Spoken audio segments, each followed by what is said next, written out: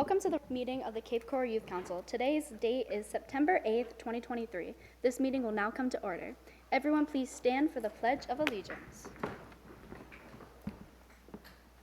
I pledge allegiance to the flag of the United States of America and to the republic for which it stands, one nation, under God, indivisible, with liberty and justice for all. Item 3, attendance. Vice Chair Garcia, please take today's attendance. Member Little has asked to be excused, and I will mark her as so. Anchetta? Here. Arevalo? Here. Bella? Here. Dupeyron? Here. Beichthaler? Here. G. Garcia? Libid? Here. Mazurkowitz? Here. Muncy? Here. Negron? Here. Roman? Here. And Widdish. Here. Thank you. Item 4A, guest speakers. Today we have a guest speaker from our city staff that kindly volunteered their time to speak with us today about a citywide issue regarding the development being done to our parks known as JC Park. I would like to now turn the floor over to Assistant City Manager Connie Barron.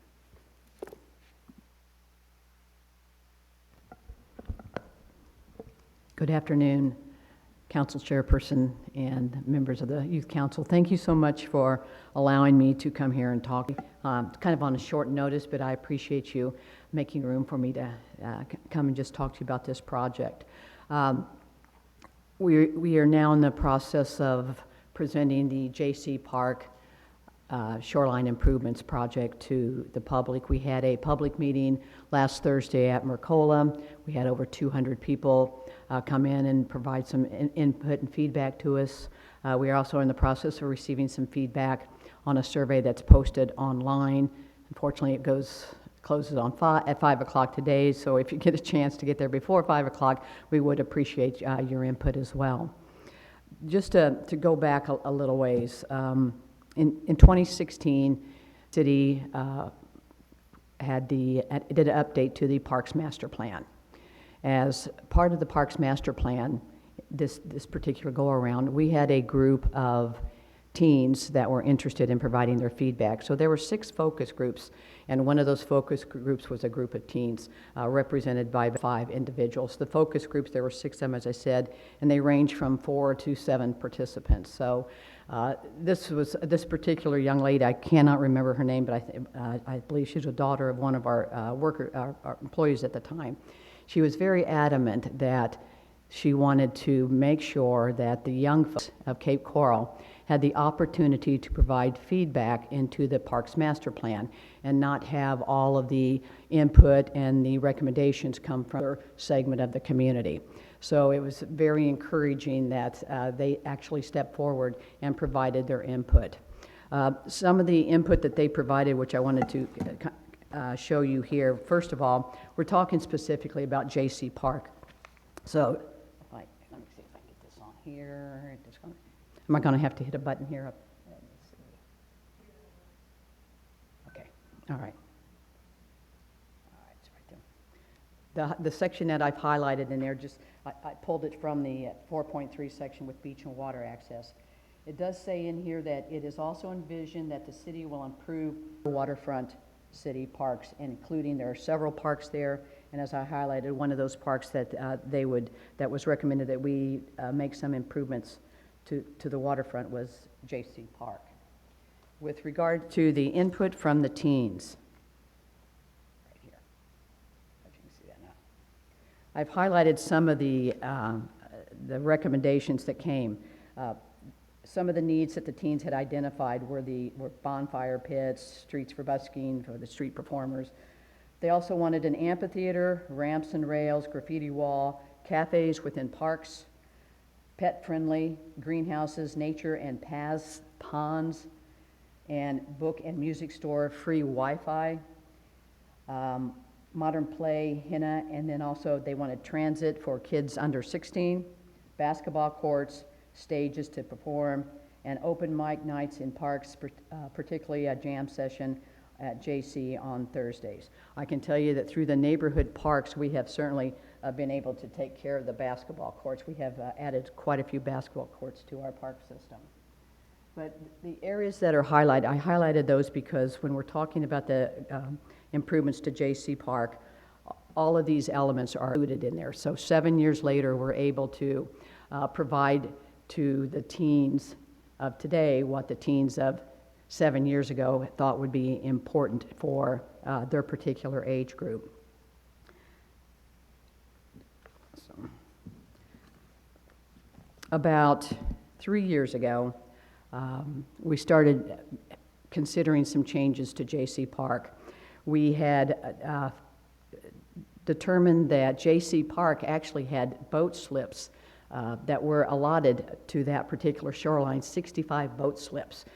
We had not really done a lot of research on that prior to that time, but we were looking at another location actually, so we wanted to get an inventory from the county of how many boat slips we actually had in the city of Cape Coral, and we were told that there were 65 at J.C. Park. We started discussing internally just what kind of options we might have.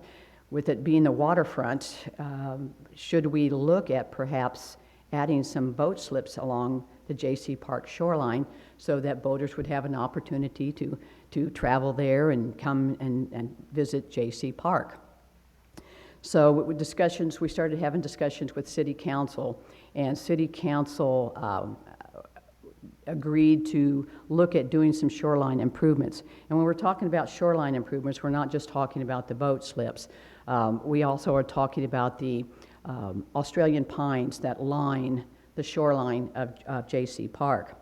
Those Australian pines are exotic, they are non-native, and they are considered invasive trees. So what we were looking at doing to improve the shoreline was to remove the exotics along the shoreline, perhaps build a couple of boat slips that had 12 on each end, and then improve the shoreline and actually restore the natural ecosystem, the coastal ecosystem of the shoreline.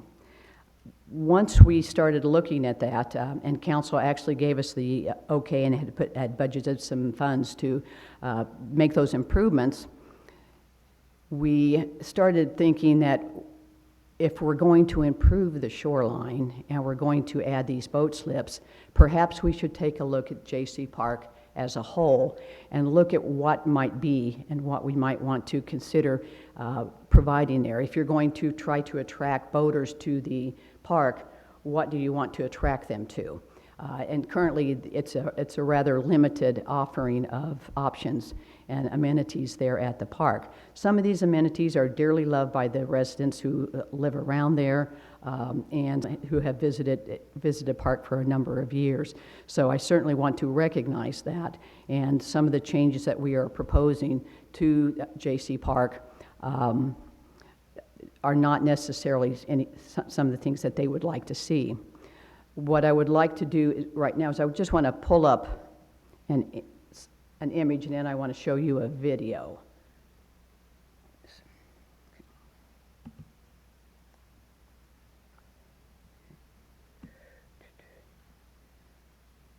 So this is an overhead view from Google Earth. Hang on, let me take this off here. And we'll make sure we don't do that. Okay. Of the J.C. Park shoreline and the J.C. Park as it is today. Let me do this too, and here's another one.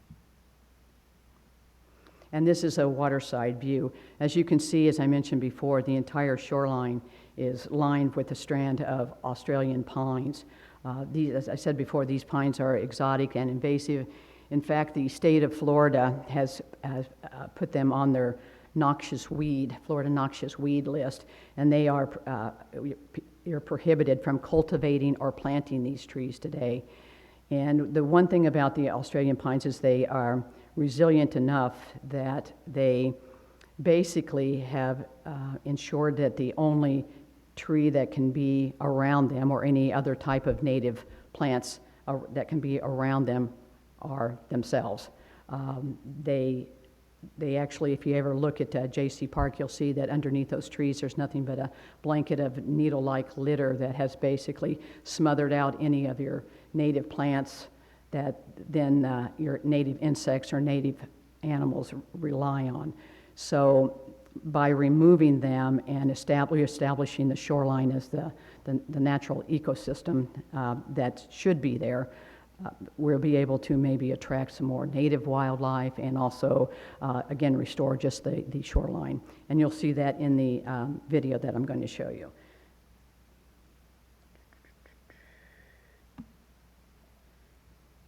So again, this is an image here. There's an actual picture up there. I think it might be the second one from the left, I'm not sure, that shows a view of the park from basically the same angle as what it would look like if we proceed with the proposed changes.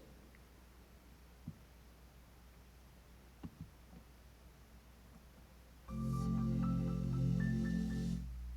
on, let me get this going here.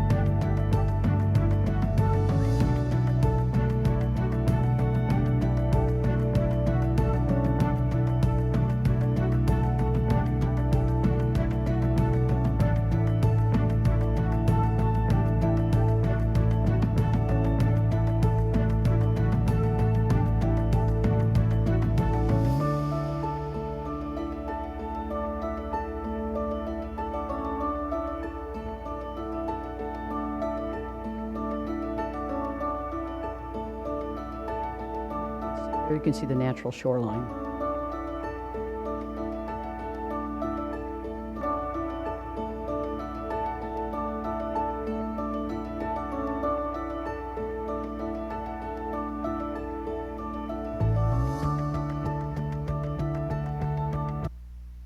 So I'm stopping it right there because this is all that's on there. It's going to show that and then fade completely away. But I wanted to stop here so I could show you some of the highlights that you're looking at there. As you can see, we have a waterfront overlook now where you can run, you can walk, you can sit. You saw the seat walls along the front of the overlook. You can see some of the seat walls off a little bit to the right there where you can see some folks walking with their dogs.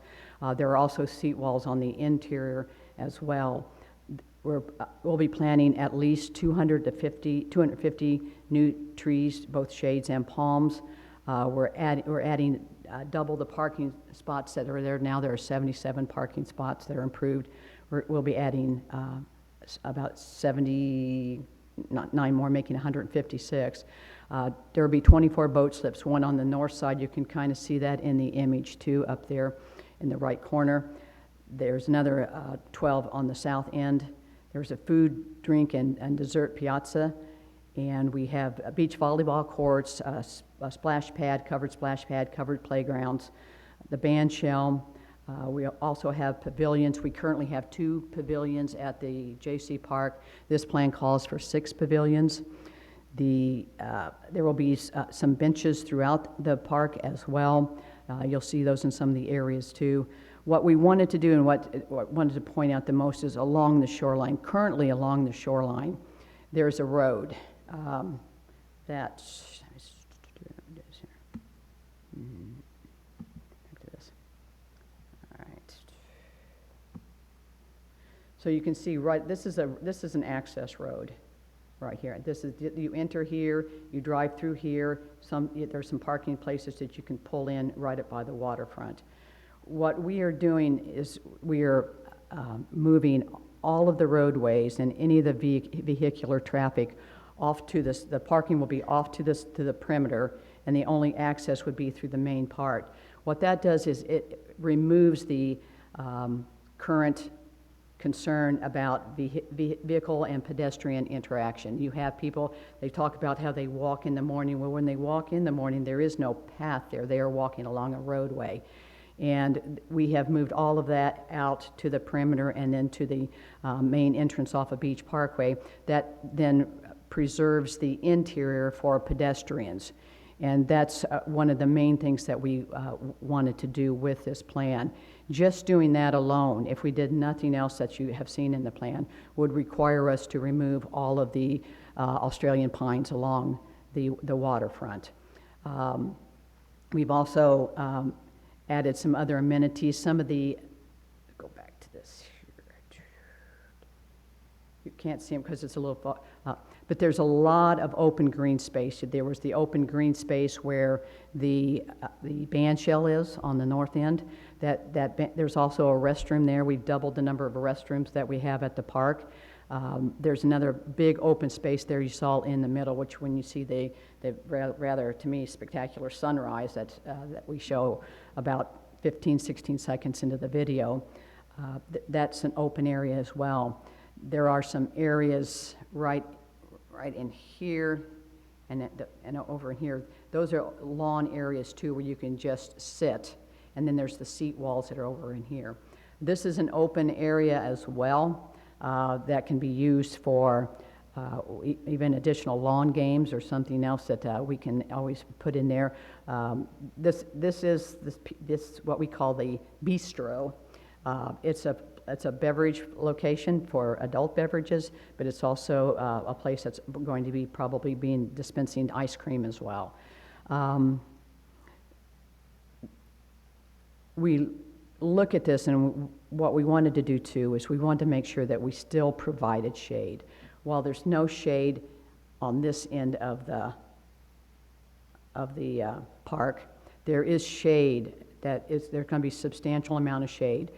Especially over time. Now, granted, on day one, it's not going to look like this, but we are intending to actually invest more dollars into the shade trees that are bigger. We're not going to plant trees that are this high and wait till your grandchildren have an opportunity to experience them. We're going to be investing dollars in much larger caliper trees that will be anywhere 15 to 22 feet tall. That gives us a head start on the shade.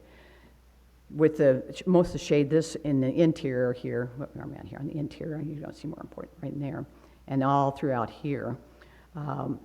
Most of your shade then on the walkway, on the boardwalk, will occur in the later afternoon, evening hours. So while I know some are bemoaning the fact that they won't have their shade in the morning when they're walking along the road, the morning hours in Cape Coral are probably some of the cooler hours of the day, and especially in the wintertime. Plus, you'll get somewhat of a small breeze coming off of the river that you don't get right now because of the trees.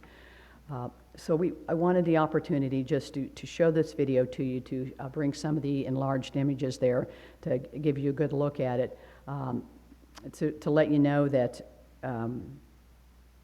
some of the recommendations that were made by some teens back in 2016 are now being put in place. There's a food court there we have right there. There are about 6 food trucks. The one thing that we plan on doing is these will be pad ready, so that these trucks will have water, sewer, and electric, which means you won't have the generator noise that you might hear sometimes whenever you're around food trucks. I think it's a very interesting concept. We've received a lot of good comments. We've heard negative comments from the individuals and the residents who we thought we would hear negative comments from. But we wanted to at least I wanted to take an opportunity to present it to this group as well, because something that, see whether or not any of these things meet some of the needs or desires that you would like for your peers as well. So with that, I'll be more than willing to answer any questions that you have, and believe me, I've heard them all, just about. So, yes, ma'am.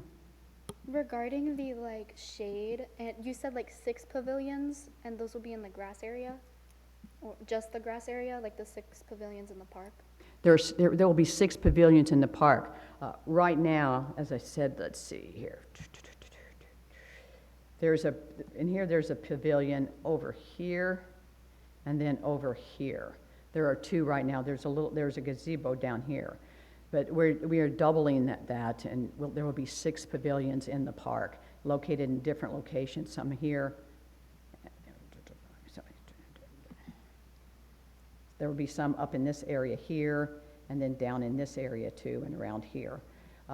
In the middle you have, and again, let me back it up here just a second. So, let me hang on here so I can.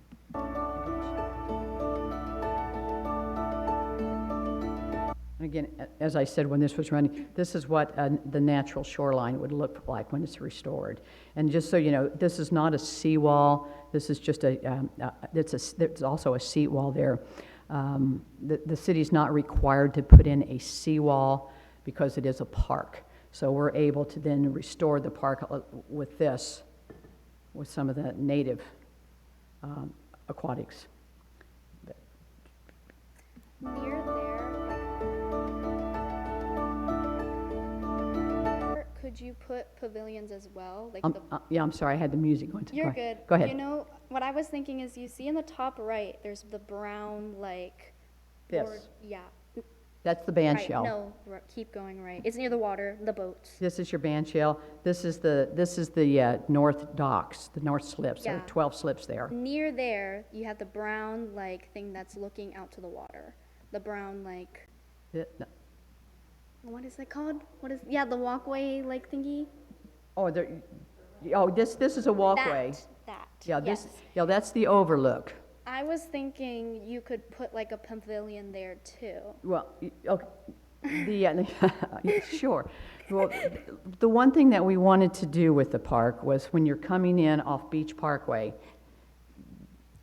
we also had an organization called the Urban Land Institute come to Cape Coral and did a lot of evaluation of what sort of some of the challenges facing Cape Coral with regard to moving forward with our economic development plans. One of the things that they talked about was celebrating the views that Cape Coral has, waterfront views. And they said that there was an astonishing lack of public access to the water in Cape Coral. And when you stop and think about it, that's absolutely true. Most of the access to the water is for those who live on the water. For the public, there's not a lot of public access. You have the Yacht Club and you have Tropicana Park. You have Horton Park just a little bit north of the JC Park, and then you also have, well, the other one is just a place where you get your boats up on Southeast 24th. So there wasn't a lot of access for the public to actually enjoy the waterfront views. They thought that JC Park, with some of the improvements we were talking about making, would be an excellent location for that. So this way, when you come into Beach Parkway, and this was something that our consultants, when they first went in and did some evaluation for us, the first thing they noticed was when they were driving in from Beach Parkway, when they look ahead, all they saw were the Australian pines. So the idea and the thought was, let's open up this, so when you're driving in, you see let's see if it's right here. Let's see.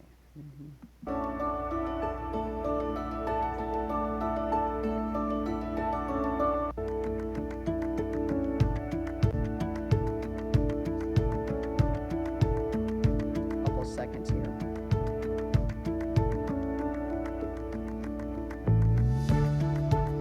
Okay, so this is an aerial view of it, but this is what you would see when you're driving in from a little bit lower level, obviously.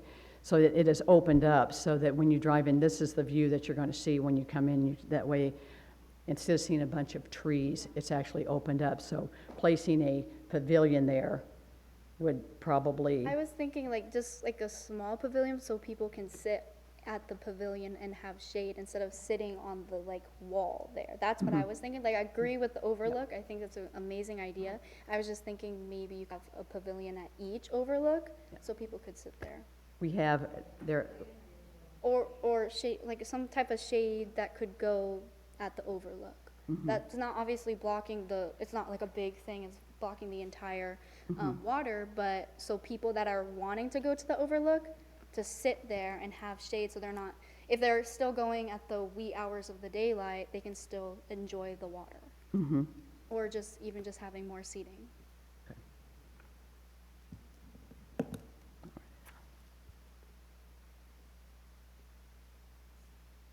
I'm writing these down. Thank you, I'm glad I recommended something that could make her write it down.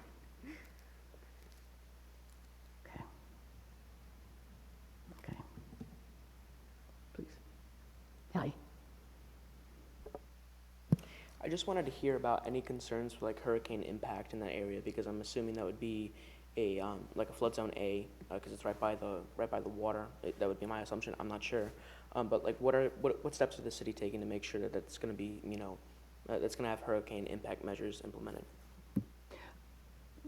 I'm not clear exactly, you're talking about hurricane with regard to what is developed there, or?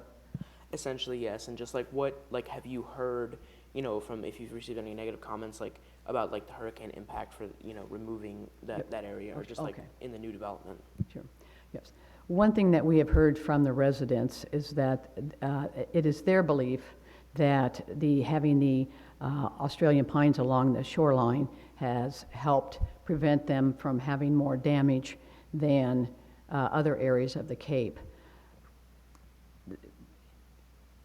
In theory, I don't know, could that be possible? It could be. What we do know about Australian pines is that their root systems are typically not very deep.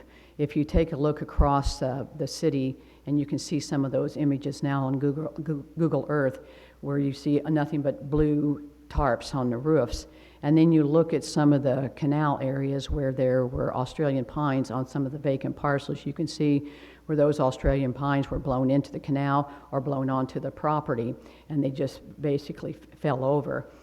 The ones along J.C. Park, it did not. We're not exactly sure. In fact, our arborist, I talked to our arborist about that as to why.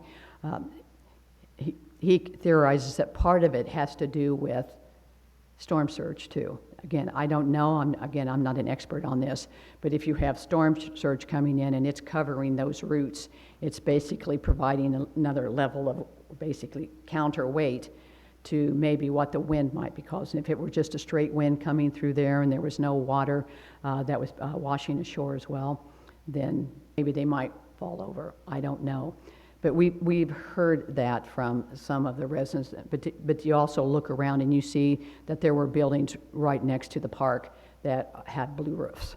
So does it really have any real hurricane protection advantage? I don't think so, but that doesn't mean that some of the residents that live there don't believe so. Yes. Okay. Whoever. Okay. I was just curious about, again, safety features. Like, would there be cameras by the buildings, or would there be a park ranger? Or I was just wondering about that.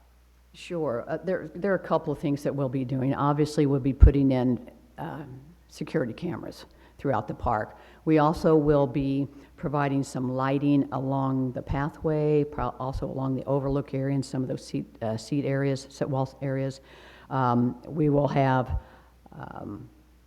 free Wi-Fi there too, so that if we need that for any particular reason. We will have a park ranger who will be patrolling the park on a regular basis. This is not, the one thing I need to probably make clear too is just because we're putting food trucks and a bar area down there, a beverage area, does not mean that this park is going to be open late night hours.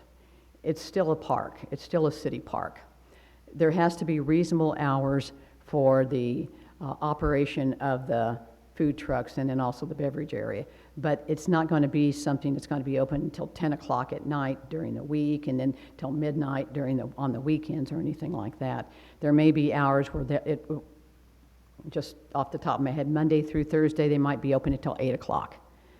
Fridays and Saturdays, they might be open until 10. On Sundays, they might close at 7. So it's not going to be a late night area where folks can decide that they're going to come at 10 o'clock and they want to just drink a lot or something. So we are going to have hours there.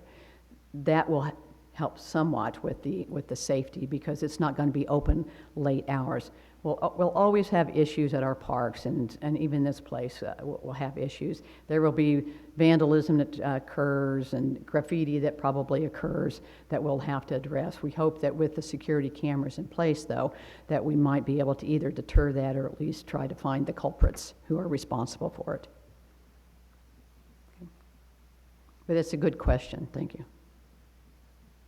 Yeah, so I know JC Park has like a couple of events throughout the year, and I saw that the parking lot now has like it's kind of moved over. So how many like access ways are we gonna have for the parking lot, and like how will you try to like mitigate the overflowing of cars and things like that? With the parking, again, we're doubling the parking because we anticipate that there will be more visitation to the park. Instead of 77 spaces, we'll have 156 spaces. I don't anticipate there will be many events that occur that would tax the parking level there. I don't know that will be a need for overflow parking. If there's ever an event that was going to be held there that we anticipated that it would exceed the 156 parking spaces, then we would have to make other arrangements and we've done this in the past where we would have people park someplace else and we would bus them over there to the park. But I think that the parking will be adequate and that we won't have to worry too much about overflows. Do you mind talking a little bit more about the bandshell concert area? Just because JC Park is kind of near a residential area, I'm kind of worried about noise pollution. Sure. There's a couple that we put the bandshell in the north end of the park, but we have it specifically facing the south end. So that helps provide some sort of buffering for the condos that are behind that. The other thing is, just as the food court area may only be open till 8 o'clock, it would be the same thing with the bandshell.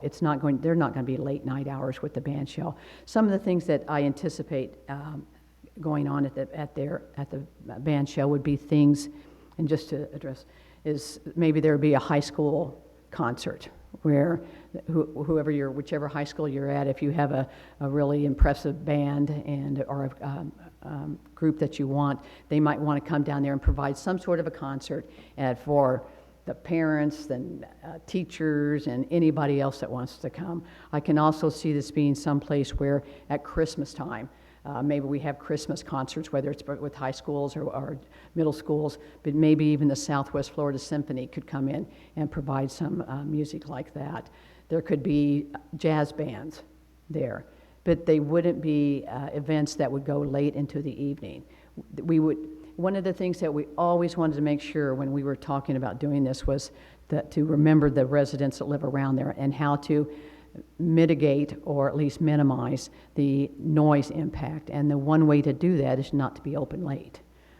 And so that the residents around there know that if they hear music going on down at the bandshell at the north end of the park, that they just have to keep a look at their watch and know that at 8 o'clock or maybe on a weekend at 9 o'clock, it will end.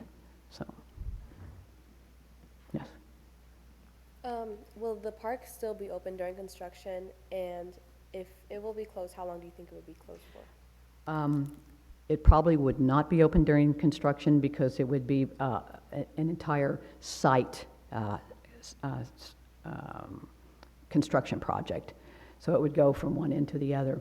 So it would probably be closed, and the best estimates that I've had on this is that once construction begins, it could be 11 months before when the construction is complete. So not too terribly long, considering all the work that will be done there with regard to the infrastructure that has to be done, the water, like the water and sewer that has to be ran, the electrical, and then also all the things that will be required with regard to the putting in all the trees.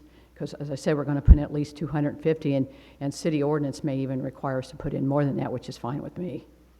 So the more shade trees to me, the better.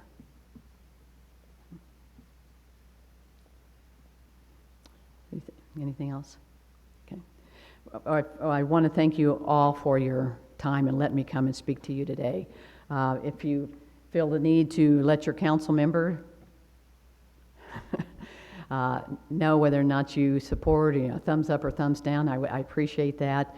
We're looking to get input from across the spectrum when it comes to the age groups. So your input would be very much appreciated. And again, if you have any questions, let me know. If you have any other, we also have a frequently asked questions on our website. So if you go to the city's website, there's a little button about J.C. Park improvements. You can click on that.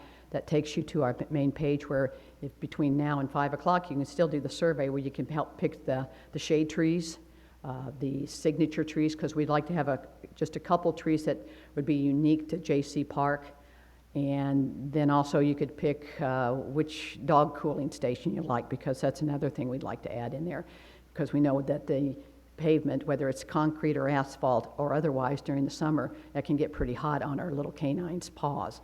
So we're setting up probably a dog cooling station there, and just a few other odds and ends that we're planning to add as far as amenities. So all that information will be on the website, and please feel free to take a look at that. Okay. That's it. Thank you. Thank you very much for your time. I appreciate it.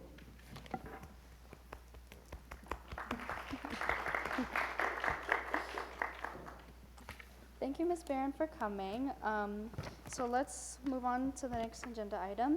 Item 5, changes to the agenda. Are there any agenda changes? Seeing none, we will now go to item 6, review of the meeting notes. After reviewing last meeting's notes written by Vice Chair, does anyone have any questions, comments, or concerns? Seeing none, we'll go to item 7, recognitions and achievements. There are none to report at this time. We'll go to item 8, advisor presentation.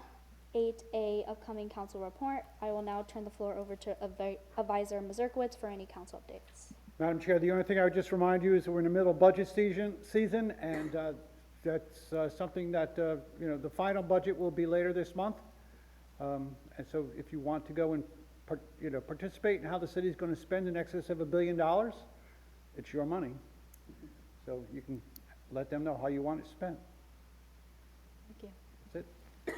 All right. Is there any discussion about the budget?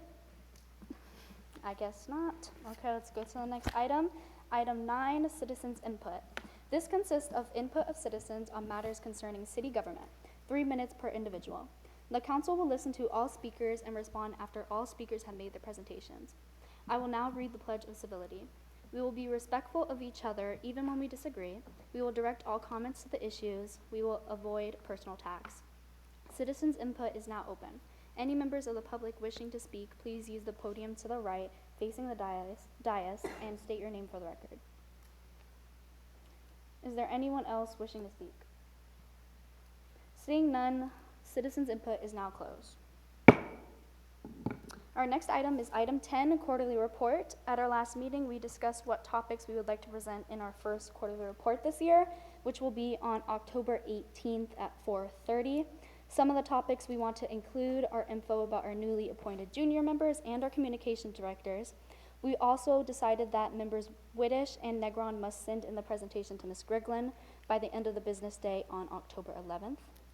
I will quickly now turn the floor over to Member Whitish and Member Negron. Either one of you can start to see if you guys have any questions or updates for us. So just to update the council, currently we have the appointment of junior members section finished. We have the appointment of our communications directors section finished and their duties therein. The junior project is finished and summarized. We're currently working on the senior project, updating on the Lovelocks project, updating on the Blessings in a Backpack donation search, FLC conference, and strategic plan updates. So I was speaking with Ms. Griglin. The format of it is currently being made on Canva, however, can be transitioned into a PDF document, which will be able to be shown on the screens when we present to council on October, I believe, 18th, you said it was, Madam Chair? Okay. So other than that, it's going good. We have all the information we need. It's just being developed as we speak. I can take any questions if Madam Chair allows it.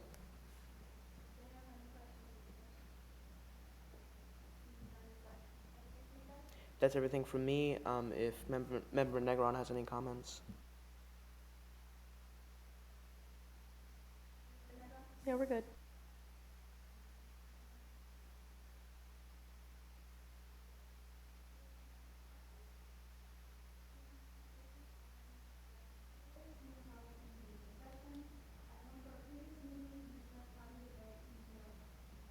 Gotta put my mic on. We discussed how we would like to conduct and structure our Adopt a Road project. We refined the details and decided that we will conduct an Adopt a Road every month till the end of our term, with the first Adopt a Road being September 30th. We also decided that we will meet and park at William B. Austin Youth Center at 7:30 a.m. and have a bus that will transport us to and from the cleaning site. So I have about 4 discussion points. I'm just going to go over them real quick that I want us to talk about today. First, we need to figure out who we are going to contact to receive that bus to transport us to the cleaning site and back. What other future dates do we want to set as the Adopt-A-Roads? The third thing is what supplies we will need and how we should attain them, and then tell our communications directors they need to send out advertisement flyers as soon as possible. Ms. Griglin, do you have anything? I just want to add one thing, and I'm going to apologize in advance, but it is not something that I have control over. I know you guys picked September 30th as being our first day, but I unfortunately will be out of town that weekend. My mother-in-law passed away, and that's her celebration of life in Chicago. So any other day I could have moved it, so I apologize that you guys already chose that, but like I said, it's truly beyond my control, so I apologize. That is okay. So we can move it back one week. Do we have any discussion about this? What's our recommendations from going forward? Or do we want to keep it the same day and have another advisor come?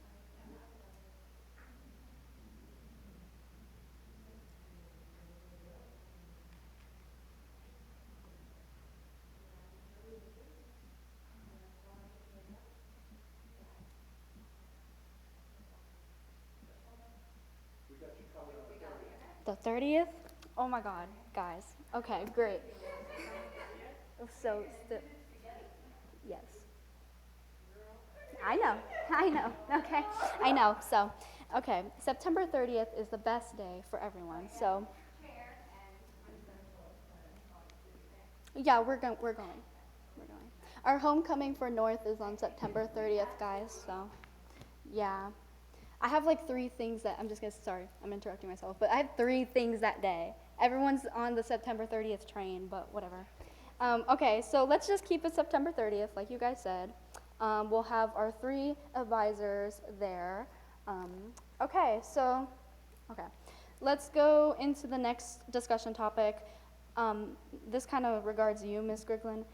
Where should we contact to receive the bus to transport us, and how do you want to So I will take care of that on the back end for me. Okay. I will find out, we will have it the same scenario what we did last time, and I think there's been a couple of you who's done it in the past with me. So we basically just meet at the Austin Skate Park over there, which is once again right behind, I think it changed names now, that bowling alley, did it change names? Yeah, Bolero. So right behind the bowling alley, and then we basically take the bus and we head over to the corner literally of Santa Barbara and Pine Island, and there's a gas station there on the corner. We'll basically you'll be dropped off at that gas station. We meet halfway down the point where that animal hospital is. You guys could take a break, get a drink, get rid of the bags, because sometimes they're, you know, they do get kind of heavy or whatever. And then you'll finish back, you know, take the walk and then finish all the way up to Tropicana. And then the bus is at the end of Tropicana, picks us up. The nice thing is, you know, we're able to leave the garbage bags there. We have arrangements, we make arrangements with Waste Pro. We just let them know where the, you know, the trash is, they'll pick it up for us, and then basically takes you back to the skate park. Okay? And we'll have a cooler of water, you know, for you guys. I have already made arrangements, which I didn't realize that the city was doing this. So we have partnered with, I hope I'm saying it right, Keep Lee County Beautiful? Yeah. Okay. And anyway, so we've partnered with them. So they already know that our sign obviously was taken down with the hurricane. So they have put the request to put the sign back up, and they supply us with the grabbers, the bags, and I believe the gloves. Anything else that, you know, obviously we need or whatever, we could take care of that out of our youth council budget. So I'm actually, like I said, making arrangements to next week to go back to Fort Myers and pick up all of our stuff. So we'll have all of the equipment before the 30th. Okay. What's time? I believe 7:30. 7:30, right? Yeah. Figure about, At correct. 7:30. Everybody meets there at 7:30, then you guys go on the route, and like I said, you know, depending on how many people come, I mean, we've been done in an hour, hour and a half, you know. I mean, because if you have at least 6 people, you got 2 people on the left-hand side, you got 2 people doing the median, and you got 2 people on the right-hand side. And so, I mean, it really does go pretty fast. Can I have a show of hands who's planning to come to Adopt a Road?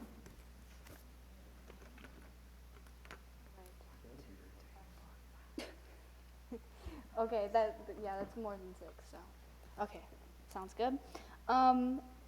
Do you want us to wear the vests? Because I know I've seen all the pictures and you guys like wear the traffic light vests. I'm sure, the young lady that I'm talking to, Trish, I'm sure they'll be supplying us with vests. And if not, we will definitely be purchasing them. You know, to me, that's a safety thing. Yeah. You know, that is a very busy road. I mean, the good news is, once again, I know we talked the clear thing about, you know, the heat of it, but it also is less traffic at 7:30 in the morning on a Saturday. So it's gonna just benefit everybody. Okay, thank you. Okay, so we got the supplies, we've got the bus covered. Next, I would like us to figure out the dates for just the rest of them now, so we have them. In the backup material, both me and member Bella came up with some dates. They're pretty much similar. We both did the 4th Saturday of each month, but if you look at mine, I changed some of the months because of school break and holidays. Okay. Communications Director Garcia. There we go.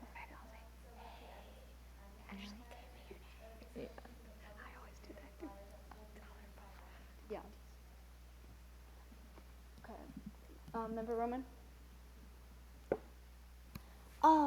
One issue with November 4th is that I know that's a SAT or ACT testing date, and since we're all like juniors and seniors, like there's a chance that might, I don't know, Yeah. not work out That as makes well. sense. The only reason, so I'm looking at the date, and the reason why I didn't do November 11th is because we have the Veterans Parade that day.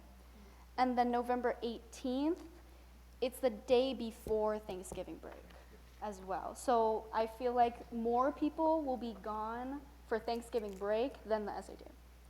So, does that make sense? Okay. Member Muncy? Just for Member Roman, if you are concerned about that, can we ask if anyone on the council, or is anyone taking the SAT Yeah, or is anyone ACT taking the SAT that day? on November 4th? I think you might. Yeah. If you Miss Grigland talked about it earlier. You can miss them. Like you can. I don't want you guys to miss all of them, but like please come to some of them. But if you're gonna miss that one, then that's fine. And I do with the public issue. I don't think think it's gonna be an issue for people, for the public to come on November 4th. I think it's more of an issue November 18th because that is Thanksgiving. A lot of people go out of town. And you already have something that day. November 18th, no. November 11th we do. Oh, Or it's do we the have 11th. something November 18th? I don't know. Was it the 11th? It's the 11th. That's Veterans That's Day Veterans parade. Day parade. Yeah. Yeah, you have something the 18th too. Just, Yeah. Madam Chair, the October 28th and November 4th are a week apart. I mean, you're gonna go, Yeah. why not just not do October? I mean, just not Just do not do November. November? Not Do- do November. Not do November, go from October to December. I think Advisor Revelo brought that up to me at home once. I think, yeah, At home, that yeah. makes sense. Well, November 18th is junior project, so that's the next. That's what she discussion. kept saying. Yeah, so, okay, we'll get to that. But yeah, Scrapping November. okay. I agree with that. I think it would be fine to take a month off. You ought to get, Yeah. I was about to say, can I see a raise of hands if we could just not do a Adopt a Road on November? Okay, yeah, I agree. Okay, so I'm gonna read off the dates just real quick. From mine, member Bella, is that okay? Right. October 28th, that is, I believe, that is a 4th, Saturday. And then no November, December 16th. Does that day look good for everybody? If you're looking at a calendar, the 16th, December 16th. Doesn't seem too bad. January 27th, does that look okay? If you oppose it, just raise your hand and explain. Because these dates are really far out, but just saying. March 9th and April 27th, and then we'll stop at April. There won't be a May. Beginning of December, maybe? Oh, okay. Thinking the first For which one? March or April? Member Anchetta. I was just wondering why there wasn't a February date. Oh, Last year it was December 3rd. hold up. I think maybe I did something. Yes, I have it. Actually, I have it on my thing. I didn't put it in there. February 24th would be it. I don't see. Okay, there we go. February 24th. No, December 3rd. That looks fine. And that is a good question, Feichthaler. There's only 20. Oh no, this year we have 29 days for February. I'm looking at my calendar right now. That's cool. Yep, It is the leap year. that's actually kind of cool.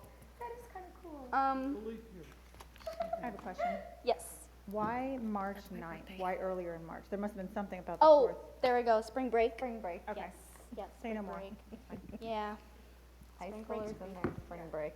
I- come back from spring break to pick up garbage. Woo. Yes, Member Mizerquitz? I just wanted, is anyone here involved through this new government with Florida Association of Student Councils? Okay. Okay, Answered your question?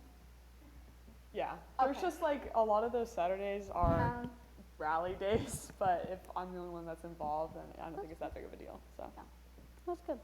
That's a great question.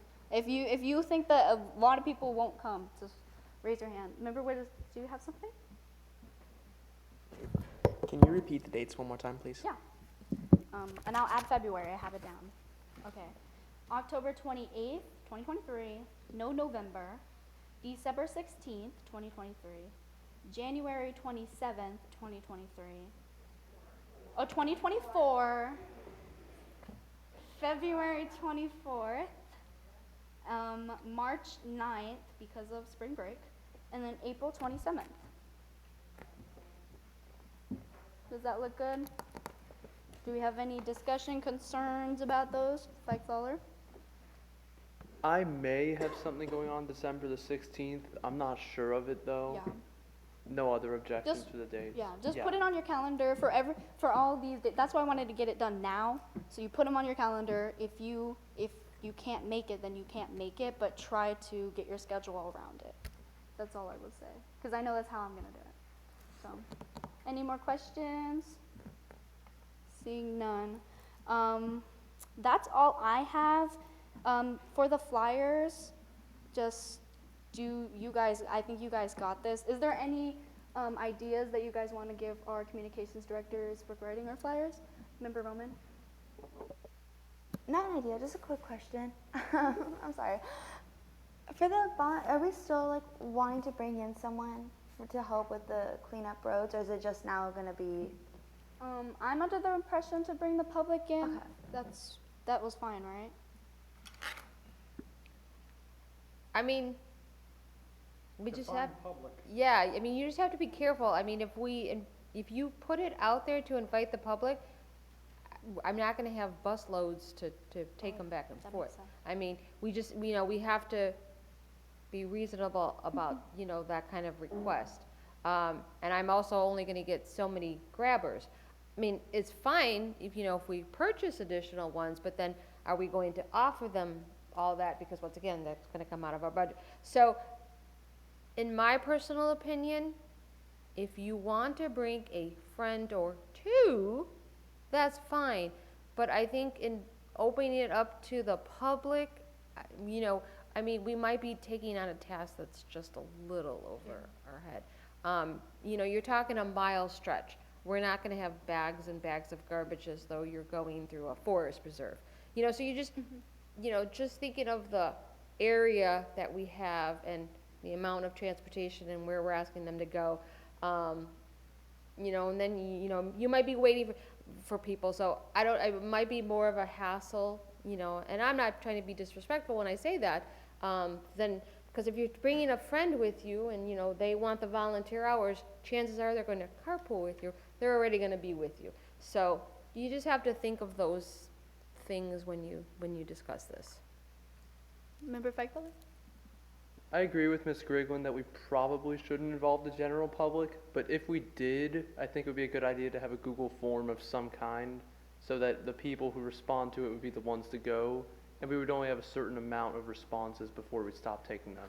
I think maybe down the road, maybe our last one, we could maybe do that. Maybe open it to one public day.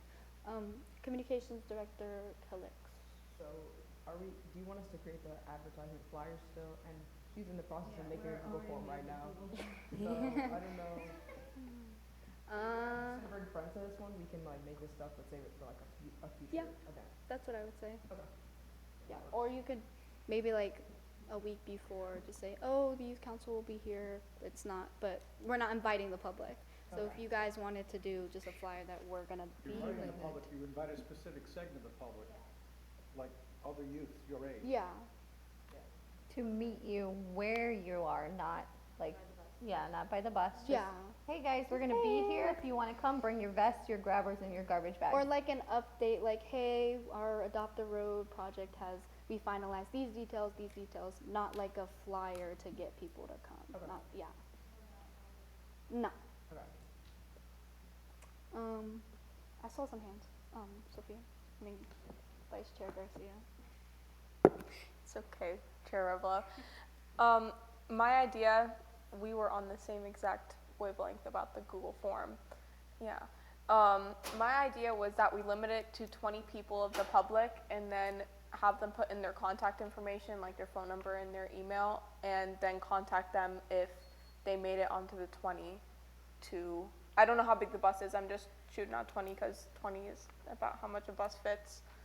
But if we're not going to invite, that's just an idea to put on I there. think we should hold off on the inviting the public or just the Google form thing until maybe the last one. Let's just get through our first like 2, and then I feel like that's just a reasonable plan.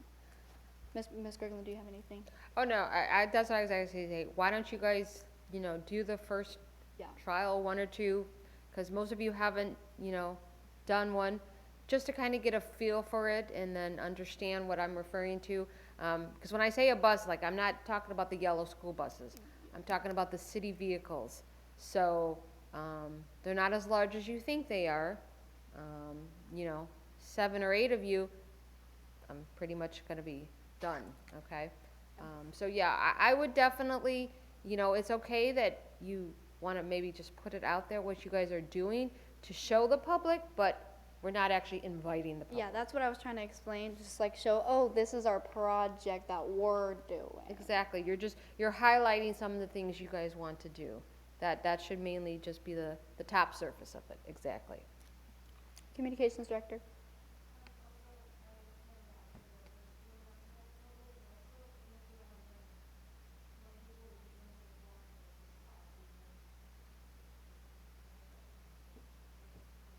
Yeah. What Miss Grigland said was to invite our friends, like 1 or 2 friends. So we're still, regarding the flyers, we're not going to invite the public, or we'll just, if one of your friends wants to come and have volunteer hours, you can invite them. But we'll limit, I'm saying right now, we'll limit it to 2. So, yeah, if 3 people bring 2 people, that's 6. So, around 5, okay? Is there any more discussion or questions? Does anyone on the advisor board have any questions? All right, that's all I have for today. Let's go to the next business item. Business item 11B, junior project continued discussion. At previous meetings, we discussed how we would conduct a citywide clothing drive for our junior project and came up with a timeline regarding when we will collect and distribute the clothes. I'm going to do a little timeline just so you guys remember. We decided that during September, we will advertise the clothing drive with the help of our communications directors, and then begin collecting clothes in October at different city facilities and possibly schools in Cape Coral. And then the last part of the timeline is we will decide that in November, we will get all the donated clothes and finally distribute them at a 1-day event, clothing giveaway event, at either Four Freedoms, Lake Kennedy, or the William Austin Youth Center. If you did see the email that Ms. Grigland sent, I think about a month and a half ago, it was kind of a while, Advisor Ruffalo actually talked to the youth center to confirm that we can use their space for November 18th, because I know that we said we wanted to have the event during November. She talked to them because Lake Kennedy is all booked. So we can't do Lake Kennedy, so that rules out Lake Kennedy. But right now we need to discuss whether we're going to do it at the youth center November 18th, or go back to Four Freedoms. That's just a general discussion, so I'm opening the floor. Member Whitish. Very simple. I just think it's the most optimal option to go with the youth center. It's already open. We already have an advisor that, you know, is coordinating with us. So let's just do it.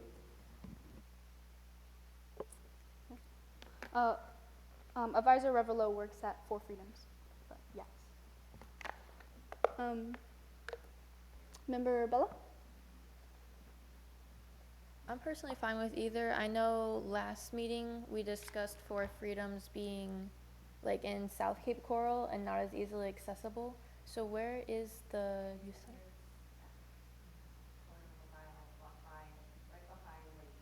Yeah. Next to Sunsplash. Oh, so same area, doesn't Yes. really. What's, in your opinion, what's the difference between the two places? One's more formal, one's more youth space, with the youth center and skate park. They're two buildings next to each other. If you're doing it for children and for families, I would choose the youth center over Lake Kennedy is very normal, but they both are nice, but they can report to your house. Any more opinions on either before I call a vote? Member Anchetta? I just think the youth center would be like a better option since it's already targeted towards the youth and that's like our main population we're trying to reach. So I think we should just do that. Any more opinions? All right. Can I see a raise of hands for Four Freedoms as our date event? Can I see a show of hands of who wants to do our event at the youth center? All right. So we will be doing our junior project clothing drive event on Saturday, November 18th at the William B. Austin Youth Center.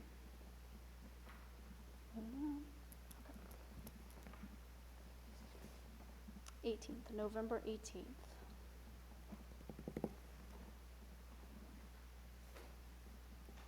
Advisor Arevalo, could you confirm with like Eric? All right, there we go. Okay.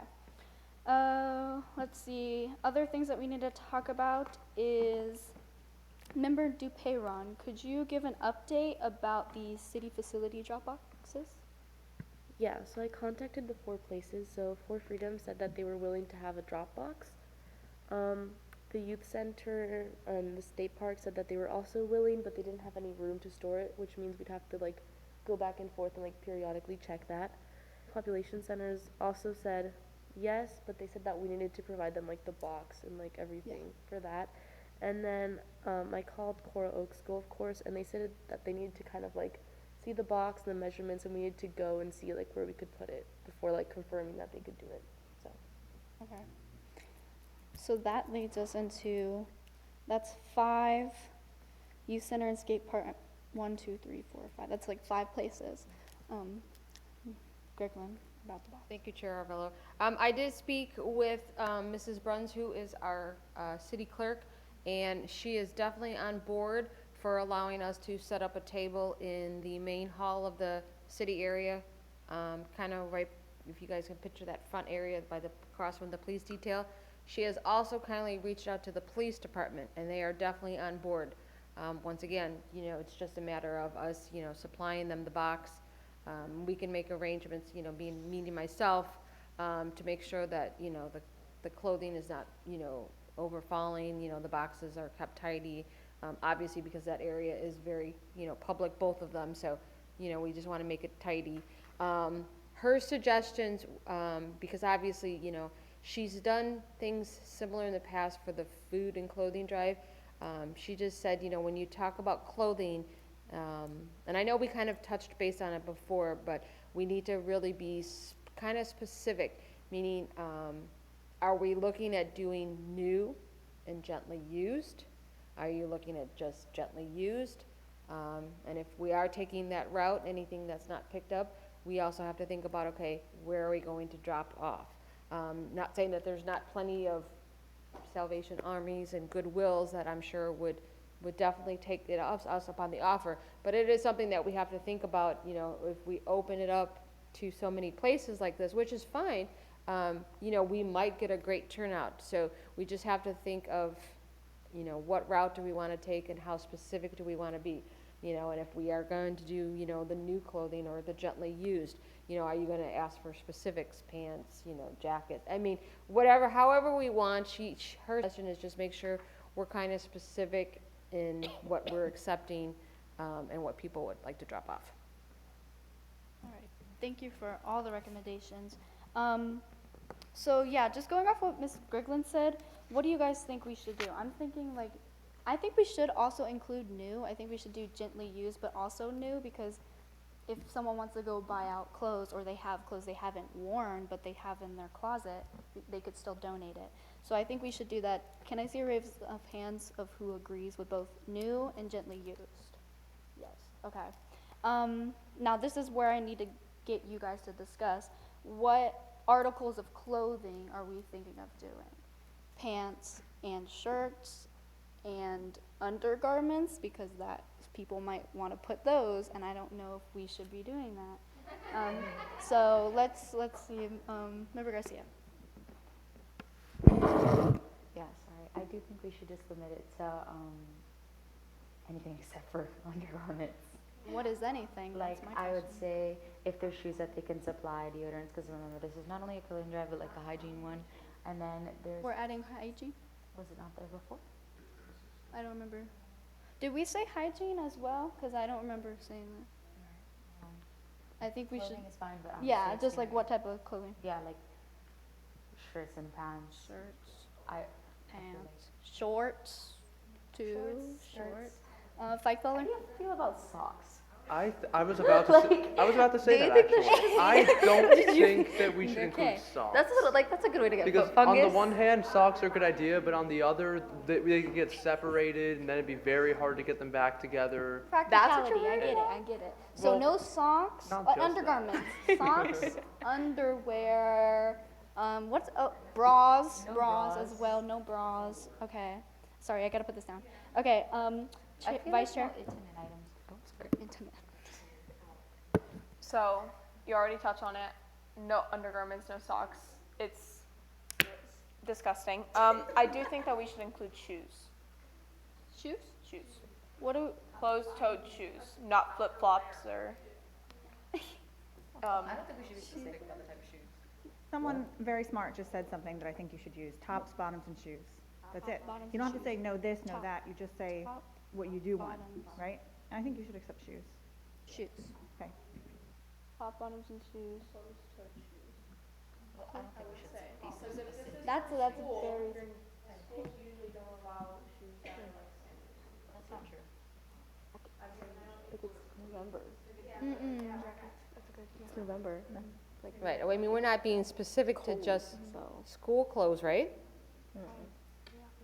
I was under the impression it was discussed last meeting that this is for kids attending school that do not have clothes, but we can keep it to just shoes. But it wasn't keep just it for general. kids, because we were doing family clothes also. We're just doing. Okay. Huh? Is it just kids, or we? I mean, we can limit it. We can limit it to just kids. Once again, I mean, we can certainly do that, we just have to be specific Yes, so okay, they know what to put on the flyers. Whoa. Because that's gonna be key. I Yes, mean, if we're not opening it up, which is fine, because opening it up, I mean, you could get a large array of things. Yeah. If you want to keep it specific, I mean, I think for the ages that, you know, because you could be opening it up to a fairly large amount of things. If you're saying school-age kids, are you saying from kindergarten up to senior high school, or, once again, you gotta be specific. I think that we should do it all ages because you're limiting what a school kid's body looks like. You can have someone that's 70 pounds and 4'7", but you can also have someone 300 pounds and they're 6'3" and they still attend high school. So I think that we should be opening it to everyone as well. Can I see a raise of hands of who wants to open it just to kids? A raise of hands for who wants to open it to all ages for the clothing drive. All right, let's do all age. I'm glad we're discussing because again, like misconceptions is hard. We can have all the time. So I'm glad we're talking about it. So all ages is what we're going to do. So we're doing tops, bottoms, and shoes. Member Negron, do you have any discussion? Yeah, I just wanted to add, since we're doing it in November, should we maybe add like something about jackets in there too, since that's the beginning of cold season? Yeah, I think I was gonna put that down, but I forgot. Thank you for putting that. Member Duhapron? Jackets. Okay. So this is for everyone. I'm just going to go down it real quick. We're going to accept clothing for all ages. The clothing will be tops, bottoms, shoes, and jackets/sweaters. Outerwear. Thank you, Member Mazurkowitz and Advisor Mazurkowitz. Jackets. Wait, I thought you were saying outerwear for like everything. Yeah. What? Do we think Floridians are gonna understand that? Like, how many Floridians do you think are gonna be like, outerwear? I know what they mean. No, I was confused. Bike Lawler, did you have something? Yes. I think that for shoes, like when most people think of shoes, they assume that they're closed-toed shoes, so I don't think it'd be too much of an issue to have that we would have flip-flops, since that just seems unlikely to me. Yeah, I would just leave it. I would just leave it. If there's sandals, we'll keep them. Okay, Vice Chair? So I just looked back at my meeting notes. We did say open to all levels with an emphasis on school-age children. Okay. So that's what we said. Member Mazurkowitz? I think we should just say outerwear and shoes, and if we get anything donated that we don't want to put in the donation drive, we can just give it to a thrift store or not put it in our donation drive. That's So. a really good transition, actually, after Labid gives her comment, because I want to talk about the thrift stores. Oh, remember Labid? I just wanted to say, I know you guys said you don't want to do socks, but, because they're way everywhere, but I feel like that would be okay if they're purchased already, they're packaged, because socks are actually very high in demand for a bunch of people who don't have clothes. And I feel like if you're down on shoes, you're gonna need socks anyways, for shoes. And then, if not, also I feel like a good donation spot here, children's apathy center, because a lot of those kids are going to foster care and they need something when they go. So I think that's a good donation spot. A lot of good points. Let's just quickly go back to the sock issue. I'm in oppose of socks. I feel like it's just another thing we're adding on to our list, and they can get they're another thing that touches someone in a place that sweats a lot. New socks. So But- if you do like a list of new items that's suggested would be socks. Okay. I mean, if you do like a small column on the flyer where it says suggested new items would be socks. Okay. And then your, And then everything's just gentle. Say socks and undergarments. Because then that's when I was thinking it's gonna open we undergarments. do not want new undergarments. I have no Remember Fike Dollar? But socks. So for new socks, if we are allowing them, do we want to allow new socks? Wait, what? Like we were talking about new socks, Yeah. correct? Yeah. If we're And- doing socks, then it's gonna be new. All right. That's what I'm thinking. Would we want to require those to have like some sort of label still on them, or like a tag or packaging? Yeah. Packaged. Packaged Perfect name. socks. Yes. Could you imagine somebody pulls up with Ziploc bags? I'm being loud.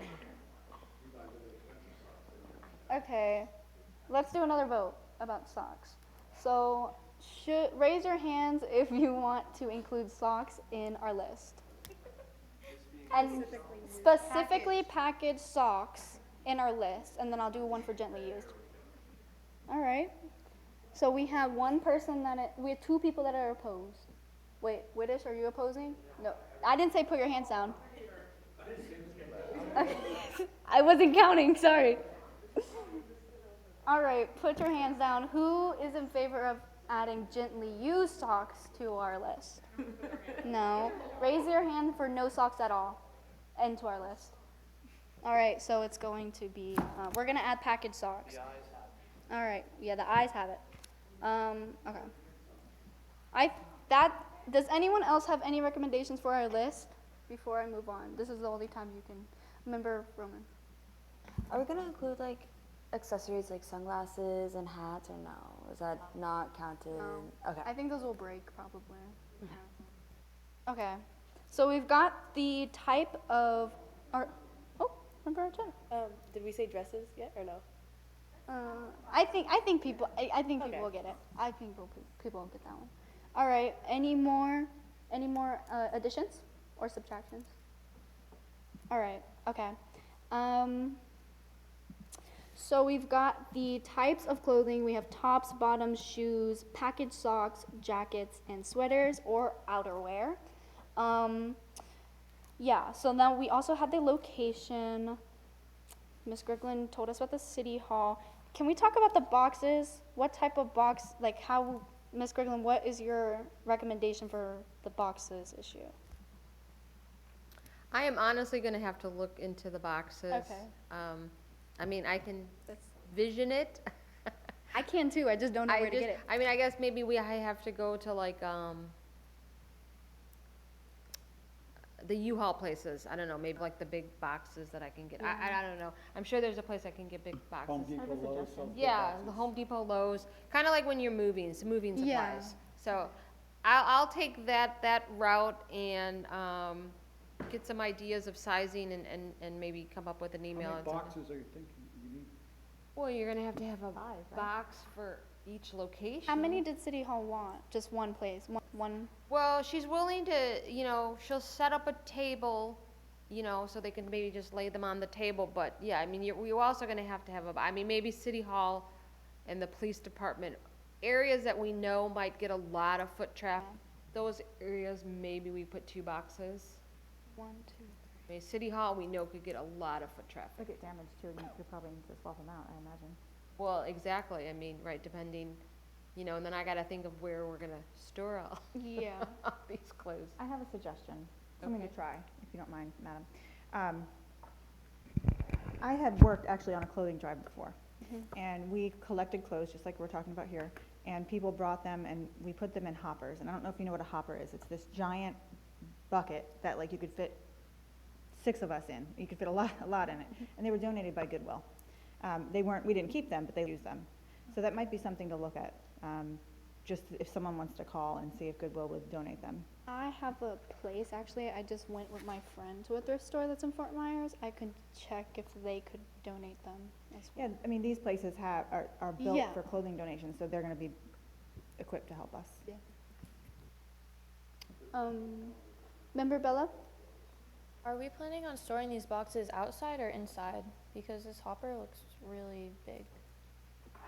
I was thinking inside. I think most of these places are inside. Okay. None of these places are outside. But the only problem with the skate park, they said one at the skate park and one at the youth center, right? The skate park is a very small place, so it wouldn't be, Ms. Costin, for the skate park, it wouldn't be one of those hopper places. We would have to, hopper bins, we would have to choose which ones get them, because the skate park, as you've probably been, it's small. So the hopper's on wheels, and the good thing about the hopper is you can use it to move things. So Yeah. maybe you have a box at one of those places, and you use the hopper to transport. to Okay, that makes bring it. sense. So, yeah. Communications director?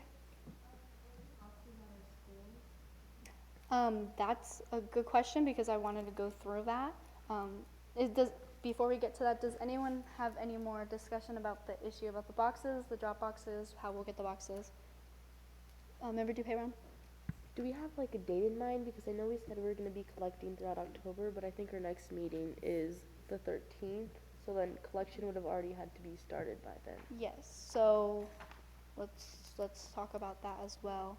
Advisor Gregland, do you have any recommendations about that? I'm sorry, I didn't hear what she said exactly. She's talking about us picking a start date for the collection and end date of the collection as well. Well, obviously, today's what, the 8th? Give me, obviously, a couple days into next week to figure out, obviously, the key thing is we gotta get boxes. Yeah. I mean, getting them there, that's not gonna be an issue, so we wanna make sure we have the equipment there before we start putting out a flyer that people can start dropping off. So now that we've came up with some of the ideas, let me look next week into at least getting the boxes very quickly, because once we have the boxes, we can just drop them off and we can let our communications know that, okay, they can start putting the flyers out there, because now we know that they're all at the locations. I'm not trying to throw a wrench in this, but something that you guys also have to think about. Obviously, we're gonna do it, Saturday, November the 18th. Yes. But you're gonna have a lot of sorting to do. So you gotta think about, I'm not saying that full week, but you might need the Monday through Friday to go in there and get people that are gonna sort through these clothes. And if we're gonna have obviously different sizes, we wanna be able to go in there Saturday, and the minute that door opens, people are gonna wanna come in and start, looking at things. So you have to think about that week prior, that you're gonna probably have to have a couple of you guys go in there and start sorting and, making signs, labeling, however we wanna do it, but that is something to think about too. It's not just gonna be a one-day drive. You're gonna have to think about beforehand, how we're gonna sort all this stuff. Great recommendations. Okay, I'm just looking at my thing real quick. So, with Dupeyron's question, it was the deadline. We should do it a week or 2 weeks before the event. 2, right? That's what I'm thinking. Or even 3, but. I mean, 2 or even if 3. we want to open it, the month of October? Yeah, like, that was the plan, to Open do it it up the all month of October. That way, we know by October 31st, we're gonna go pick up all the boxes. We gonna know how much stuff we physically have in our possession. Because guess what? Then the next 2 weeks is what's gonna take for the sorting and getting all of them ready and stuff of that nature. So that would be my suggestion. That would obviously give me time to get the, the boxes ready, make sure they're at all the locations by the 1st. It gives them time to come up with a flyer, and obviously it gives us time, good 2 weeks to notify the residents and get it out on our social media pages. Okay, So guys, if you're all right with that time frame, that would be my suggestion. November 1st, the last day. First is a pick. Yes. So October 31st would be the last day for everyone. October 1st to October 31st, all clothing can be dropped off at the following locations. Okay. And then pick up November 1st. Member Bella? And then are we saying on November 1st, we're gonna have someone go to all of the locations and take the boxes to the youth center? Or how are we gonna do that? At that point, I'm gonna have to figure out where's the best location to house them for now. Because obviously, we're not gonna be able to let them sit at the locations for the month. So I'll have to work on my end as to where I'm gonna be able to house all of the clothing and stuff. Because I think that we should, once we get together and organize everything, all the clothes and donations should be in one place. Correct. Oh, yes, Yeah, they'll yeah. absolutely be in one place. I agree. Member Ancheta? Maybe if, I don't know if we could, but we can have the, sifting through everything be a volunteer opportunity, and then also, school clubs can go and, have, or, host an opportunity to get volunteer hours and, sift through everything.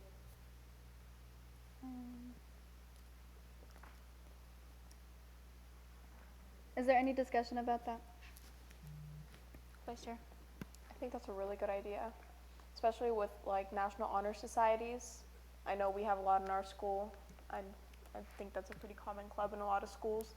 You need volunteer hours, and sifting through those clothes would definitely give you that. It's good incentive, gets people, again, it wraps it all back to what we were talking about with our strategic plan, getting our name out there, all that stuff. So I think that's a good idea. I'm gonna write it down, and I feel like next meeting we can talk about it more in discussion, and vote on if we wanna include them. Is that okay? Okay, so we kinda gotta move on. Is there any more discussion?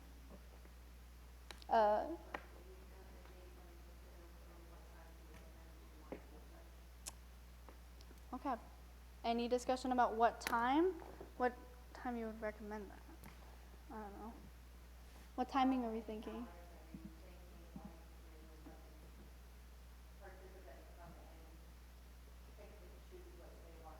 I would say 2.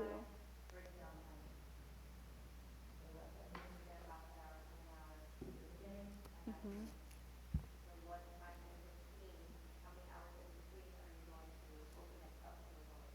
Huh.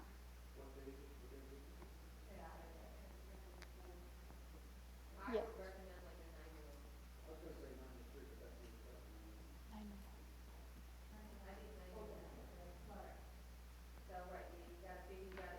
Yeah, so. Either, 8:15, allow 8:15 to 9 to get everything set up, because you're already gonna have most of it set up, because you're already gonna have to sort through it.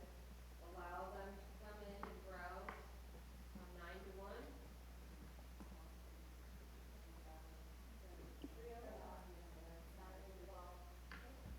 That's not bad.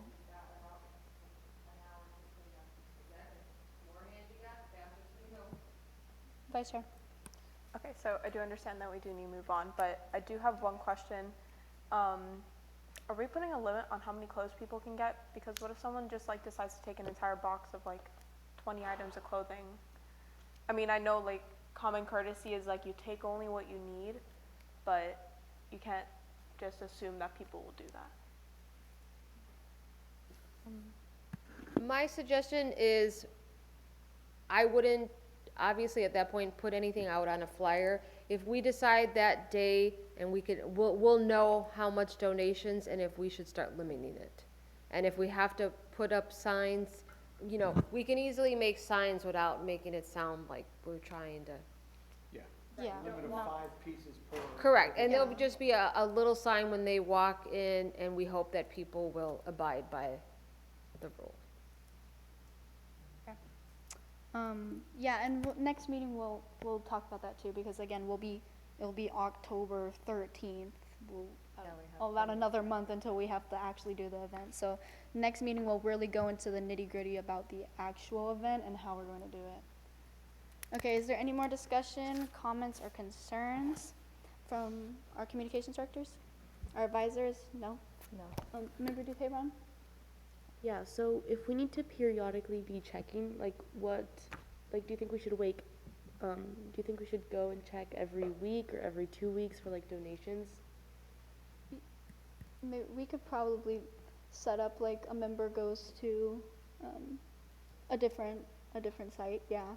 Yeah, we can set up a really easy schedule. Yeah. I'll come up with some kind of spreadsheet so that we can discuss that further, but yeah, absolutely. Good idea. Any more questions, concerns, comments? Okay, let's go to our next business item. Item 11C, FLC Youth Council Video Competition Discussion. At this time, every year, our council participates in the FLC Florida League of Cities video competition, where we essentially create a video and video summary responding to a certain prompt given by FLC. Us senior members participated in the competition last year, but our original plans for the video was actually interrupted because Hurricane Ian happened at that time. So we still submitted a video, and if Tom Hayden was here, he would tell you it was the best 5 minutes of his entire life and YouTube video he's ever seen. But we did pretty good. It was just different than what we wanted to do. Anyways, in the backup material, Ms. Griglin provided us with the brochure that has all the information regarding the competition. So before we get into the discussion, I just want to run down what the brochure basically says. I have a little notes, not actually read the brochure. But we need to create a video no more than 5 minutes. We need to craft a summary of the video itself that is no more than 250 words. The video prompt this year tackles the question, what makes your city great? With 3 other sub-questions that must be answered in the video. The prompt has to be answered as well. What makes your city special is the first question. What does your city offer its residents, businesses, and visitors? That's the second question. And the third question is, how does your youth council help make our city great? And the video and video summary, as well as a letter of recommendation, must be sent in to FLC by Friday, November 10th. So I did text you guys in our group chat, and I told you to make up some ideas or just any ideas you have for the video. So I want to open the floor now to discussion about the questions before the video structure. I want to go into the questions and actually get the ideas of how we want to, what idea we want to center for our video, if that makes sense. So, Member Bella. I mean, I think our city, especially now, is undergoing a lot of changes with, we're building like, you know, the Cove on 47th, and with the JC Park, we're urbanizing a lot. And I think we're adding a lot of cool amenities. So I think we could kind of do almost like a scenic approach to it and show a little bit of not only Cape Coral, but then have our council kind of like within the city, and then have the council talking about our own opinions on the city, what we like to do, and kind of make it more personable that way. I agree with the scenic vibes, and you kind of brought up the urbanization type of part, urbanizing, and I agree, and that was kind of something I added into what makes your city special. I was thinking we're urbanizing kind of quickly. We are 50-something years old, so I think that's something different than a lot of cities in Florida, so I think that is a great point. Member Anchetta? Going off of that, I think that for the next question, like what our city offers our residents, is our city offers like a chance for their voices to be heard and a chance to have their ideas on changes and like adaptations and urbanization be acknowledged and considered. So I feel like we could put that, and then that brought like, it just came to me now, like how it brings a lot for the teen group for JC Park and like the Parks and Rec. We could like put that in, so. I agree with everything you said. That does offer our residents as well. And actually, with the youth part, I asked my friend at school today, like, what does our city offer for residents, whatever. And she said, we have so many high schools, and that's not a normal thing in cities. We have, how many high schools? Do we have, like 6, I think? Something like that. And most cities don't usually have that many. They'll have like 2. So I feel like that's something that we really should add as well. Yeah, so the teen and youth kind of centered city with, because we have so many high schoolers. I think we can kind of frame it like that. Okay. Does anyone else have any ideas regarding the prompt? We're thinking about the prompt. I'm going to go to the last one. How does your youth council help make your city great? What do you guys think as being council members you've done for your city, or you think previous youth councils have done to help our city be great? Member Witters. Although it's not over yet and we're still in like the preliminary stages, the clothing drive is probably the fact. Like if that turns out to be as good as we want it, that is going to be like one of the cornerstones of what we've done as a council, because we're serving underprivileged people and we are serving people that need help in our community. And I think we can include, I don't know the timeline, I'm sorry, like it's not off the top of my head, but if the clothing drive is done before the submission, which I don't think that will be, but I think that we can include still part of that, because that's our effort of trying to serve our fellow youth in the city. I agree. I think even though we won't have the event done, we could still do little snippets of us looking at the drop boxes or looking at members that are checking up on the boxes. We could definitely do that too, and explain that our youth council serves all demographics of the city. We don't just do one certain demographic. Vice Chair. So I don't know how this is going to come across. So the question is more based towards the city, not youth. Or can it be specifically youth? Or do you want? I think the prompt is saying all of city. All of the city. Yes. Okay. Last year it was more. I think it was more youth based. Because I was thinking I was thinking back to our trip that we took, and there was not one youth council, I think, that runs a meeting like we do, where they sit up here, where we have a professional meeting, where we have order. The other youth councils, nothing wrong with it, but they run like a club.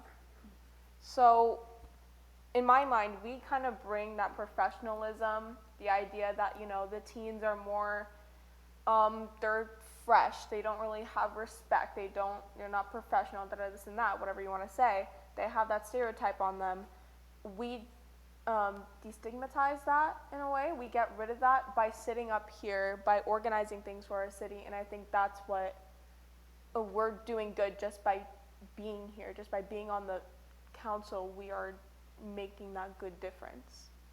So, but if it's more targeted towards the city, we can't really use that because it's specifically we still can, because there's a question that says, how does your youth council help make your city great? You can say it makes the city great because we represent, we show that students and children of Cape Coral are leaders and are professional and have all these type of skills. So I think that we can definitely put that in the video and say that just one of the many things that our youth council does for the city is that we represent who the youth of our city actually is. I feel like that could definitely be a part of it. Yeah, so I like that you brought that up. It's a really good idea. I also kind of had something like that as well, because we can do examples and our strategic plan. What other youth council has a strategic plan? I can't name off anyone. So I think that we can definitely bring that in our video as well, in the portion where we talk about the youth council. and say we're orderly because we have a strategic plan and a business plan for how we're going to make the city great in the future, because we're not just making the city great now, we want to do it in the future as well. So can we go back to the top question, what makes your city special? Because can we talk about how we want to kind of structure the video? Do we want to just like chunk it first question, then second question, and then third question kind of? Or what are your ideas? Member Anchetta. I think I like that structure, and I also think like everything we've already said actually like flows really well together, so it like flow really nicely like in between each question. I think I like it because it kind of goes from general to specific. So we start with the big city, the real special parts that the residents like or the businesses like, and then what is our youth council doing to help the residents. So I agree. I think we should do it from first question to last. Member Roman? Speaking wise, I think it like yes, it should be formal, but not to the point that's mundane to watch. I think we should also keep that like kind of like teen life, like kind of like way to talk and just not make it boring, like make it entertaining. Yeah, I agree. I think it should be fun and have all the cool edits to it, or whatever aesthetic we're kind of going for. So I think now we should kind of, Advisor Mazurkowitz, you have something. All right, I've been listening to you, and I think you're on all the right spots. You start off what makes your city and town special. You are growing extremely fast while changing from a rural community to an urbanized center. Boom, that's it. That makes you extremely unique, doing both of those things at the same time. Second, what makes your city, town, and village offers, and then you go through all the changes you talked about, what we're offering, the new kind of venues, the new live, work, and play downtown, the access to the waterways, the increase in parks, all these things you're talking about. Then thirdly, as a youth council, you're a professional body who is doing a strategic plan, and I thought that was very cool that your vision for the strategic plan is it will promote positive change in our community by involving our youth to create a resilient community that will be attractive, enjoyable, and affordable to people of all ages. Your strategic plan is going to fulfill that vision, which is the goal and guiding document for everything you set up from the first two questions. You have it, 1, 2, and 3. And like Councilmember Hayden said, there's nobody that's done a strategic plan at a youth council level. Most cities don't do them. And actually the cities that do them and put them on the shelf. Yeah, they don't follow. So the fact that you're going to do it and then you're going to make a commitment to quarterly update your strategic plan, I mean, you're going to be you'll stand head and shoulders above anybody else. And you have a great story to tell. The city of Cape Coral is in a unique transition, growing as fast as we're growing and changing at the same time. I mean, it's suicidal out there, really.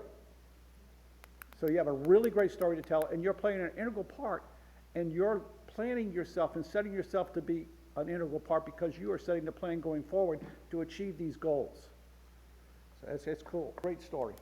I think the video writes itself, so I feel like we don't really have to do any more ideas right now. I was going to go into trying to vote for someone to actually start planning what are those called, like thumbnails of the video and the real plans of them, so we can start actually getting the video created. Does that make sense? I want to ask the advisors because I want to make sure I'm Yes. Okay. Somebody in charge to start doing storyboards. Okay. Okay, so can I have a raise of hands of who wants to be the main leader of the video creation? Did I see anyone else? Okay, Member Bella and Member Mazurkowitz. Oh, okay. Thank you. I think we should also involve our communication directors in this. I think so. Not necessarily for the questions and all of that, but if you guys do want to contribute, I'm not saying no, you can't be a part of the video, but the thumbnail and all of that, that's why we have you, it's why we appointed you so that you guys can help. So whoever is working on the video, I think should also work closely with the communication directors on that as well. So I think we should make a group of you two and then 2 of us, and then you guys create the storyboards. Vice Chair? So I know when you guys applied for communications director, it was mostly like photo, social media based. And it's fine if you don't, because it wasn't asked of you. Do you have any experience in video editing? You do? Fantastic. Awesome. Okay. So now let's agree. Can I see a show of hands of who wants to have 2 members from our board and then 2 members from the communications directors to be on the group? Okay, I agree. Who's opposed to that idea? Seeing none. Okay, so now let's go into the voting. Raise your hand if you want to be a part. I know Member Bella raised her hand, but who else wants to be a part of it? Member Anchetta. Raise your hand if you agree that Member Bella and Member Anchetta should be a part of our communications director group. Okay, you guys didn't raise your hand. Do you want? Are you opposed to it? Okay. Okay. I think we have a general consensus. Any discussion, Vice Chair? I don't know if this is like spoken already, like it doesn't need to be said out loud. Every single member of the youth council is going to be in the video, right? Yeah. Okay. Oh, yeah. Because it's not like they're planning it, but like each one of us is going to get screen time. We kind of want to make it easier because it's kind of hard to get, like, we have like 14 people, all the ideas, just all trying to make one video together. That's hard. So they'll be the people creating the video.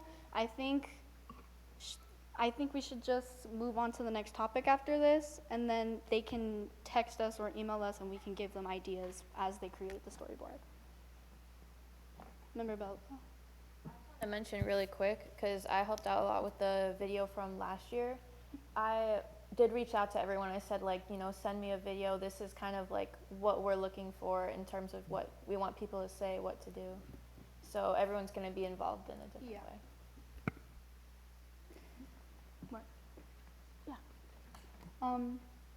Any more discussion? Do we have any more discussion? I think we're good, right? I feel like we don't have to discuss anything else. All right. Any concerns or questions? Seeing none, let's go to the next business item. Item 11D, Blessings in a Backpack sponsorship discussion. During one of our previous meetings, Member Garcia and Member Whittish expressed that they created a long list of contacts of businesses they would like to reach out to in regards to creating a fundraiser for the purpose of sending the funds to Blessings in a Backpack. As a council, we decided that it would be best for them to contact those businesses that they found and provide us with a list of any businesses that responded with interest.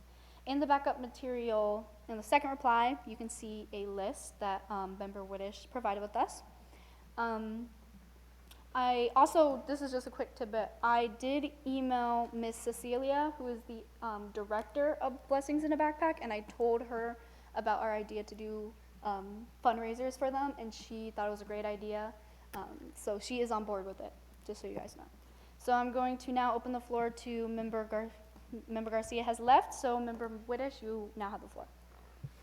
Thank you, Madam Chair. So in total, Member Garcia and I split the work and we contacted 32 businesses. Currently we have 3 no's, 1 confirmed yes, and the rest are maybes. We're following up with emails and we're making sure that Ms. Griglin is our one point of contact. These businesses are from Fort Myers, these businesses are from Naples, Cape Coral, they're from all over that'd be interested in donating. So at this time, that's all the update that I have.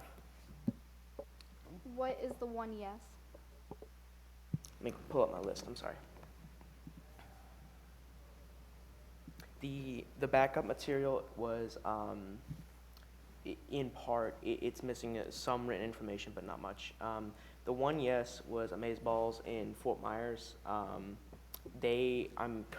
got a yes from them, but I didn't get any specific detail. I gave them Ms. Griglin's information, so I'll follow up with them as I will with the rest of the businesses. Could you do a rundown of what the business is and the fundraiser? Sorry? Could you explain what Amazeballs is? Because I don't know what that is. So and it's like the fundraiser that we would be doing. So we're calling to see if they would be donating to Blessings in a Backpack. Yes. On our behalf. So, not on our behalf, but yes. So Amazeballs is a restaurant. They do like fruit bowls, things like that. And basically what we're doing is each of the businesses we're calling and seeing if they'd be you know, because it's tax deductible donation, to see if they'd be interested in donating. Did they express any, like, what amount? No, they just said, yes, we'd be interested, so I'm Okay. still following up with them to try and see what they exactly would be donating.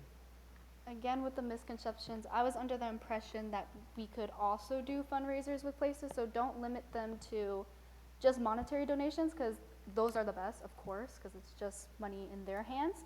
But I would also ask for fundraisers because, again, a lot of businesses will want to also kind of get a profit as well. So a lot of them do, again, as you would know, food nights or things like that, where they also get money back, but we also get a share of it. So you don't have to contact the other places back, but you can tell them, well, we would also like to do a fundraiser with them, because I kind of want this to be a continuous thing where we're getting them money throughout our term, because in our strategic plan we have Member Mazurkowitz making 2 big fundraisers for Blessings in a Backpack. So this section is basically just, we're going to give them donations, monetary donations from the businesses, or mini fundraisers we could do throughout our term. Okay? So if you want to go back through your list or tell Member Garcia, oh, we can maybe do a fundraiser at this place, or like you said, the maybes, right? Some places have maybes. You can tell them, oh, if you don't want to do a monetary donation, we could do a fundraiser with them. Okay. Is there any discussion about that? Okay. Our advisors, how do we want to go through with the donation with the maze balls? Do we just want him to reach back out and figure out a donation, like the amount? Well, Madam Chair, I think we're going to, first of all, see who's willing to donate in Blessing in a Backpack, to Blessing in a Backpack's name, in our name. That's one way. I want to do an event at their place of business. That's the second way. Or contribute something, a basket, something that they have that we could maybe do an online auction with or something. So because I'm trying to think the way most people donate. They'll donate straight up cash. They'll donate through an event at their facility, and they'll give you a product or a service that they render and allow you to auction it off. Okay. So I would think those are the 3 ways that I know of that most businesses are willing to give. I don't know how you do all that or what you're going to do with it, but that's kind of an overview. Yeah, I'm like, I like the idea of the product. I'm open to anything because, of course, we're just trying to give funds to them. But Member Whittish? I'll email the one that gave us the yes, and I will offer those options to them to see if they, further be interested in that, or if they just want to continue with the original option and just write us a check, which is fine too. But I will open that option to them, and then the ones that I follow up with, the ones that gave Member Garcia and I maybes, I'll also, in the email that I send them, will offer them the other options if that's easier for them or if they'd be interested in that. Okay, thank you. Any more discussion? Questions or concerns? Okay. This is to Member Mazurkowitz. At next meeting, please come with an idea or many ideas about our fundraiser that we will do for Blessings in Backpack. You have one? Yeah. Okay. You can say it now if you want. Or wait, let's do it next meeting because it's almost 5. Okay. I'm gonna write that down.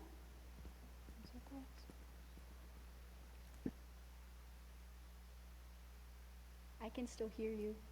I can still hear you without your mic on. Do you have anything to say? Any questions, comments, or concerns? No. All right, let's go to the next. Let's go to the next item. That's what I thought you would call me. I was the next item. Okay. Item 11E, Youth Council Operations Discussion. At our last meeting, we reviewed our Rules of Operation document and discussed major changes that we felt needed to be added to the document, and decided that Vice Chair Garcia, Member Mr. Mazurkowitz, and myself would edit the document to fit all our desired ideas. The final copy is in our backup material. So does anyone have any changes or concerns about the final document at all? Because if not, we're going to vote and adopt it. All right, seeing none, can I have a motion to finally adopt the Youth Council Operations document? Member Mazurkowitz. I motion to adopt the youth council rules of operations. Do I have a second? Member Whitish? I second. All right. How does, Discussion? is there any discussion? I almost said ayes. Any discussion? All in favor say aye. Aye. All opposed, say nay. Seeing none, motion is carried. Yay! We adopt our rule of operations. Finally. I haven't done that in a while, so I forgot about how it works. Okay. Is there any discussion about rules of operations? Let's go to our next thing, our next business item. 11F, strategic plan discussion. At our last meeting, we, with the assistance of Mr. Mazurkowitz, created strategic initiatives for us to complete within our term and assigned each to different members on our board. In the backup material, Vice Chair Garcia provided us with a comprehensive copy of the entire strategic plan with our strategic initiatives included. Does anyone have any concerns or changes regarding the copy? Madam Chair? Yes. If there's no comments, my only recommendation was that you adopt this with a commitment that once a quarter, you'll have an agenda item for update on strategic plan. Okay. And that those people, those members who were assigned oversight of a strategic initiative will have to make that report at that meeting. These are very quick reports. We don't need to be, 20, 30 minutes on an item. We can be a minute at most. Okay. That sounds good.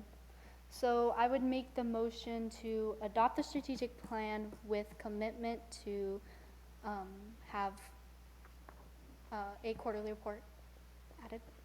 Yep, agended quarterly report. Agended. Agended. Agended. No.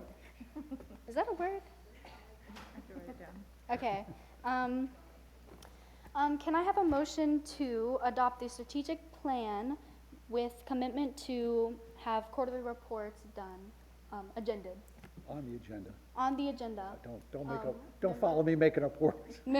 I thought it was a real word. Member Negron.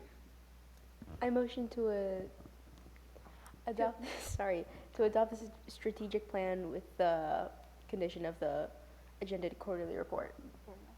Do I have a second? Member Whitish? I second that motion. Is there any discussion? All in favor say aye. Aye. Aye. All opposed say nay. Seeing none, motion is carried. Our strategic plan was adopted. Woo! Let's go! That's kind of crazy. Madam Chair, just kudos to Member Garcia for making amazing notes. Very easy to format. Thank you so much. Yes. Okay. Is there any discussion about that? How long was that? About a year that we've been doing this? Excuse me? An entire year for the strategic initiative? Yes, it'll be updated annually. Now, how long has it been since you started the process? Oh, how long have we started the project? Yeah, a year ago. Since right after you guys, the new group got in. Yeah. Once she got elected. And we finished it. Yeah. Let's go. We did that. High five there, high five. All right. Is there any discussion about the strategic plan? All right. Let's go to our next bit. Item 11G, Lovelocks project updates. I will now turn the floor over to Member Bella for any updates on the project and art board. Okay, so I've been in contact with, I don't know how to say his last name, Stephen Rao, who's the park superintendent. I've met with him, and he's kind of like, he was new to the job about like 2 months ago when I met with him. So he's been working to get the Lovelocks project approved as a donation project, and I believe he's trying to work with city council, but Art on Board, who we're working with, is in the process of creating like a drawing with all the dimensions and stuff, which apparently they need for it to be approved, which makes sense. So we're just doing that right now. And we did change the location a little, it's still at Cultural Park, but we just changed, instead of by like the bathrooms and stuff, it's gonna be more into like the walkway of Cultural Park and more near the, I believe there's like a live performance area. So it's gonna be closer to there, which they said, which Mr. Rao said would be easier, like electrically to like in place. So there's not as much issues with the sewage and All stuff. right. Once, I don't know when this is gonna happen, but once the location is solidified, I need to get that, just an X on the cultural park map, so I can get the engineer to do the footing. I also need the dimensions of the artwork, so the engineer can do the footing to build the footing, because they're gonna need an engineered footing to hold it. Would that be different than Art on Board that's doing the metal construction? Different, yes, this is, Different, okay. it's gonna be a civil engineer, because they're gonna attach, we'll have to work with the artist, but we'll have to come up with means to attach, depending on the size and weight, to a footing, to hold, to withstand winds, to, make sure it doesn't fall down, and all those other kind of things. I will, because I have all the dimensions and like a picture of the map with an X. I can send all of you that. Yes, please, because I had started with the engineer on the previous location, not that it's gonna make a whole bunch of difference, but the more we get it more specific, the easier it's gonna be to get a permit. Okay, I didn't know how involved you were with it, but thank you. All right. Is that it? We still have to raise $1,000 for it, correct? Yes. Okay. So, can you and member thinking of some fundraisers that we can do for that? Thank you.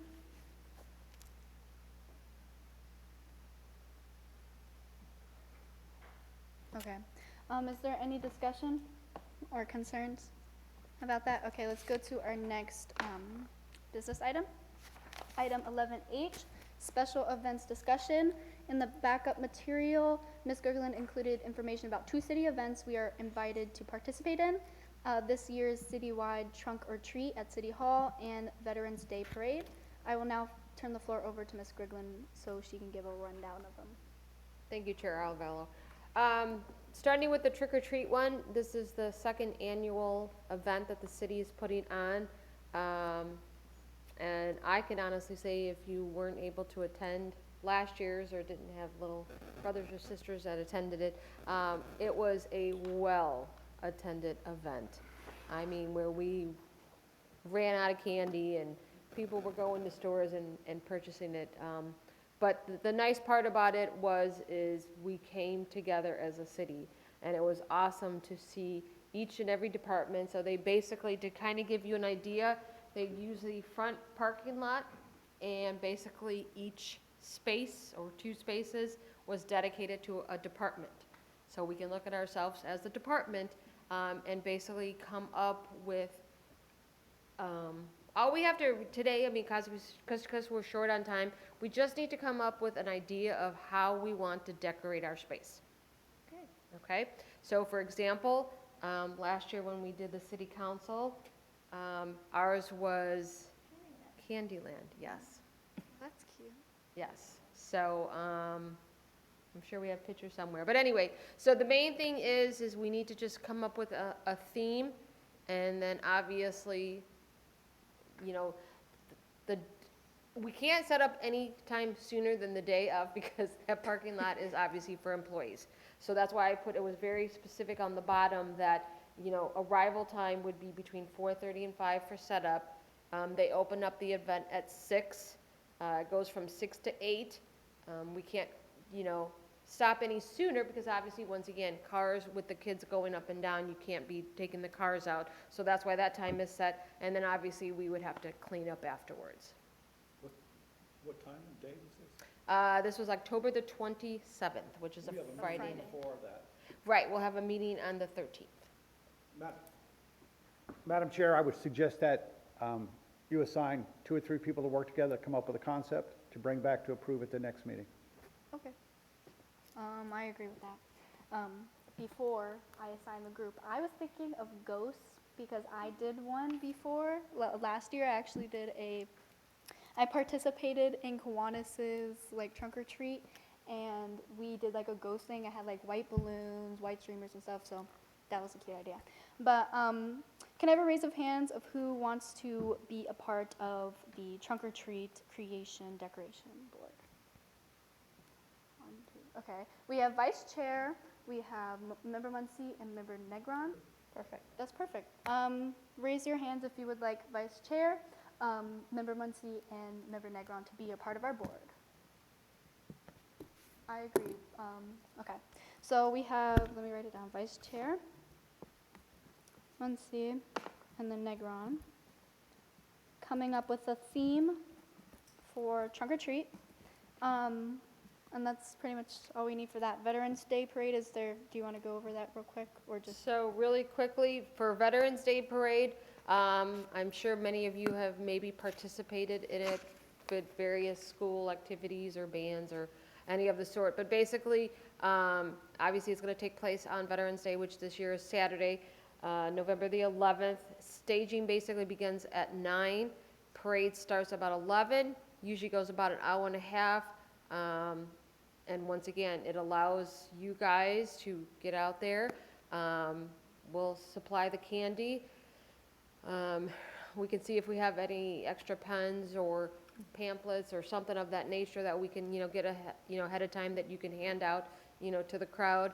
And we basically, I believe last year we walked behind the city council. We didn't do it. I mean, we'll have, I'll supply a vehicle where we can at least have our magnetic signs, so they'll know our group. Obviously, we'll wear our shirts so that we stay unified as a group together, and we walk and hand out the candy. Perfect. We have a meeting the week before, so we'll have 2 meetings until then to figure out who's really going to there. But put it on your calendars, November 11th and Friday, October 27th for the trunk or treat. Is there any discussion or questions about the 2 events? And this is completing some of our strategic initiatives as well, guys, so I'm really excited about that. Okay, let's go to our next business item. Item 11I, Yacht Club Stakeholder Group Continued Discussion. At our last meeting, we appointed member Mazurkowitz, member Feichthaler, and myself to serve as the youth council representatives on the Yacht Club Stakeholder Group, which is a group of citizens who are seeking out to help the city decide which parts of the building should be kept for historical relevance. The only thing we didn't do last meeting is figure out who's the primary and the secondary, because we didn't know how the meetings were going to schedule. So did you, Ms. Grigland, find out how it's going to work? So we already chose the primaries, and I believe they reached out to member Mazurkowitz about the tour? Yes. Okay, so why don't you update the group on that? About my tour? What do you mean? Tour? Like how I just went through and all that. Right, did they set up the tour with you? Yes. Okay, so maybe you can explain to them really fast what you guys did on the tour and then Okay. what came of it, please. Okay, so they reached out to me and asked me to tour the Cape Coral Yacht Club, what's left of it, and kind of add input as to what should be kept, what we kind of want to move past. There wasn't really a lot left of the yacht club, and it was kind of the general consensus of the previous members of the yacht club stakeholders group that there wasn't really anything worth keeping or restoring or anything like that. The only thing that was discussed was the beams in the yacht club, but nothing else really that mattered to a lot of people. There was some discussion, but nothing really that they wanted to fully restore or anything like that. So Wow. That's crazy. Nothing. Just beams. Just the beams. But to be fair, I didn't understand how different the yacht club is going to look. So the vibe is completely different. I talked to them about it. They're going for a completely different vibe, new restaurants, new parking, they're paying for parking. So the contents of the yacht club now don't really fit into the planning, which is sad because I really did like the yacht club, and I think a lot of people did, how the old vibe of the yacht club was, but that's not for the stakeholders group to decide, which I did not realize, so. All right. Is there any discussion about that? Seeing none, let's go to our next business, no, let's go to our next item, item 12, next meeting agenda topics. Can I have any recommendations for agenda topics? Member Whitish? So I was looking back at the Youth Council Instagram, and I saw on there that we used to do a Youth Council like awards program, where we used to essentially recognize youth leaders throughout the city. So your SGA presidents, your mock trial champions, things like that, people who are actually doing like youth like us that are doing good things in the community. And we used to present them a certificate or invite them to come to the council, to our youth council meetings, and present them with a certificate, just to recognize them and promote our like culture of youth leadership. And so I would like to have that on next meeting's agenda, just to discuss that and to potentially bring that back. What would you name that? Like, what do you? I would name it discussion of reinstatement of youth council awards. Okay. We can add it. Say that again. I had to write it down. Reinstatement of youth youth council awards. I'm thinking of having senior project, junior project, FLC youth council, blessings, no youth council operations, no strategic plan, Lovelock project, and special events discussion. Should we have the stakeholder group or no? I don't think unless there is anything any updates we have to, just put in your reports. Yeah. Okay. Yeah, so we have business item A, B, C, D, G, and H, and then we'll have one for reinstatement of youth council awards, so we can discuss that. Any more agenda topics? Member Negron? Not necessarily a topic, but I've noticed that for a lot of these meetings, we run until like past 5, and we tend to like rush through the second half. I'm thinking maybe every once in a while, if we still have the same topic and it still requires a lot of discussion, maybe we could like rotate things a bit. Rotate how? Rotate like the senior project and junior project. We have a lot of discussion like that, but it takes up a lot of time, and we spend so much time on it that these other ones, we just like zip right through them.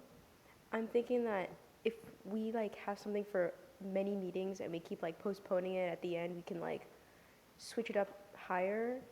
Yeah, okay, if we're talking about like the agenda, we went to FLC and we talked about our meeting agendas, and I'm trying to craft a plan of how I want to have them so we can discuss everything in full. But I do that. I do change the layout of each business item. Senior project and junior project, low. That's why we didn't talk about it last meeting. So I do try, if I know there's importance, I try to put it at the top. But if you have any ideas, please text me about how I should change the agenda so we can discuss things in an efficient manner, because I do agree the time's 5:14 right now. So thank you for bringing that up, because I'm trying to do that, you know. Yeah, so is there any discussion about agenda topics or to help me at all? Okay, seeing none, I'll add those to the agenda topics next meeting. Let's go to our next topic. Item 13, reports. I will now open the floor for any reports from youth council members, and specifically members, especially the members who went to FLC. Kind of want to hear some discussion about it. Does anyone have any reports? Member Bella. So I did go to FLC, and I guess I'll just talk about it a little bit. For those who didn't go, we went to Orlando. Yes, we went to Orlando. 3 hours. Yeah, so it was 3 hours, and we all met up, and it was a really nice place. And basically what we did and talked about was don't remember the man's name. but okay. He kind of lectured to us the whole time about different like leadership initiatives in different ways to kind of like evaluate an issue. And he talked about a lot how a problem becomes an issue and then how different governments and leadership positions deal with that and how they communicate with the public, which I thought was really interesting, especially for youth councils. And I think afterwards we did kind of agree, because 2 years before we had a lot of breakout groups where we would get to interact a lot with the other youth councils from all around the state. However, we only did that, I would say, for about maybe half an hour of the 6 hours we were there. And he did kind of talk a lot, which I thought personally was really helpful, useful information that I still think about. But that was just, I thought, our consensus that it was less breakout groups. Yeah, all of us who went to FLC, we had like a consensus that it was just too much speaking, too much speaking to the speaker. He's a really smart guy.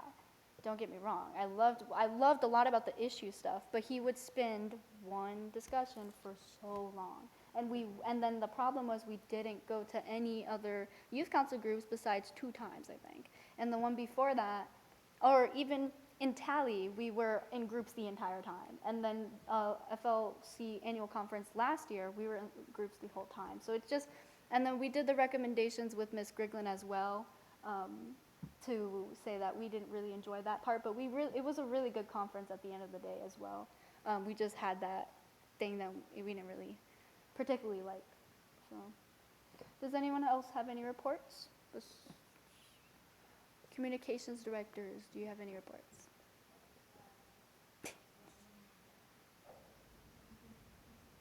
So from a professional dashboard, the engagement has been boosted up 150%, and it was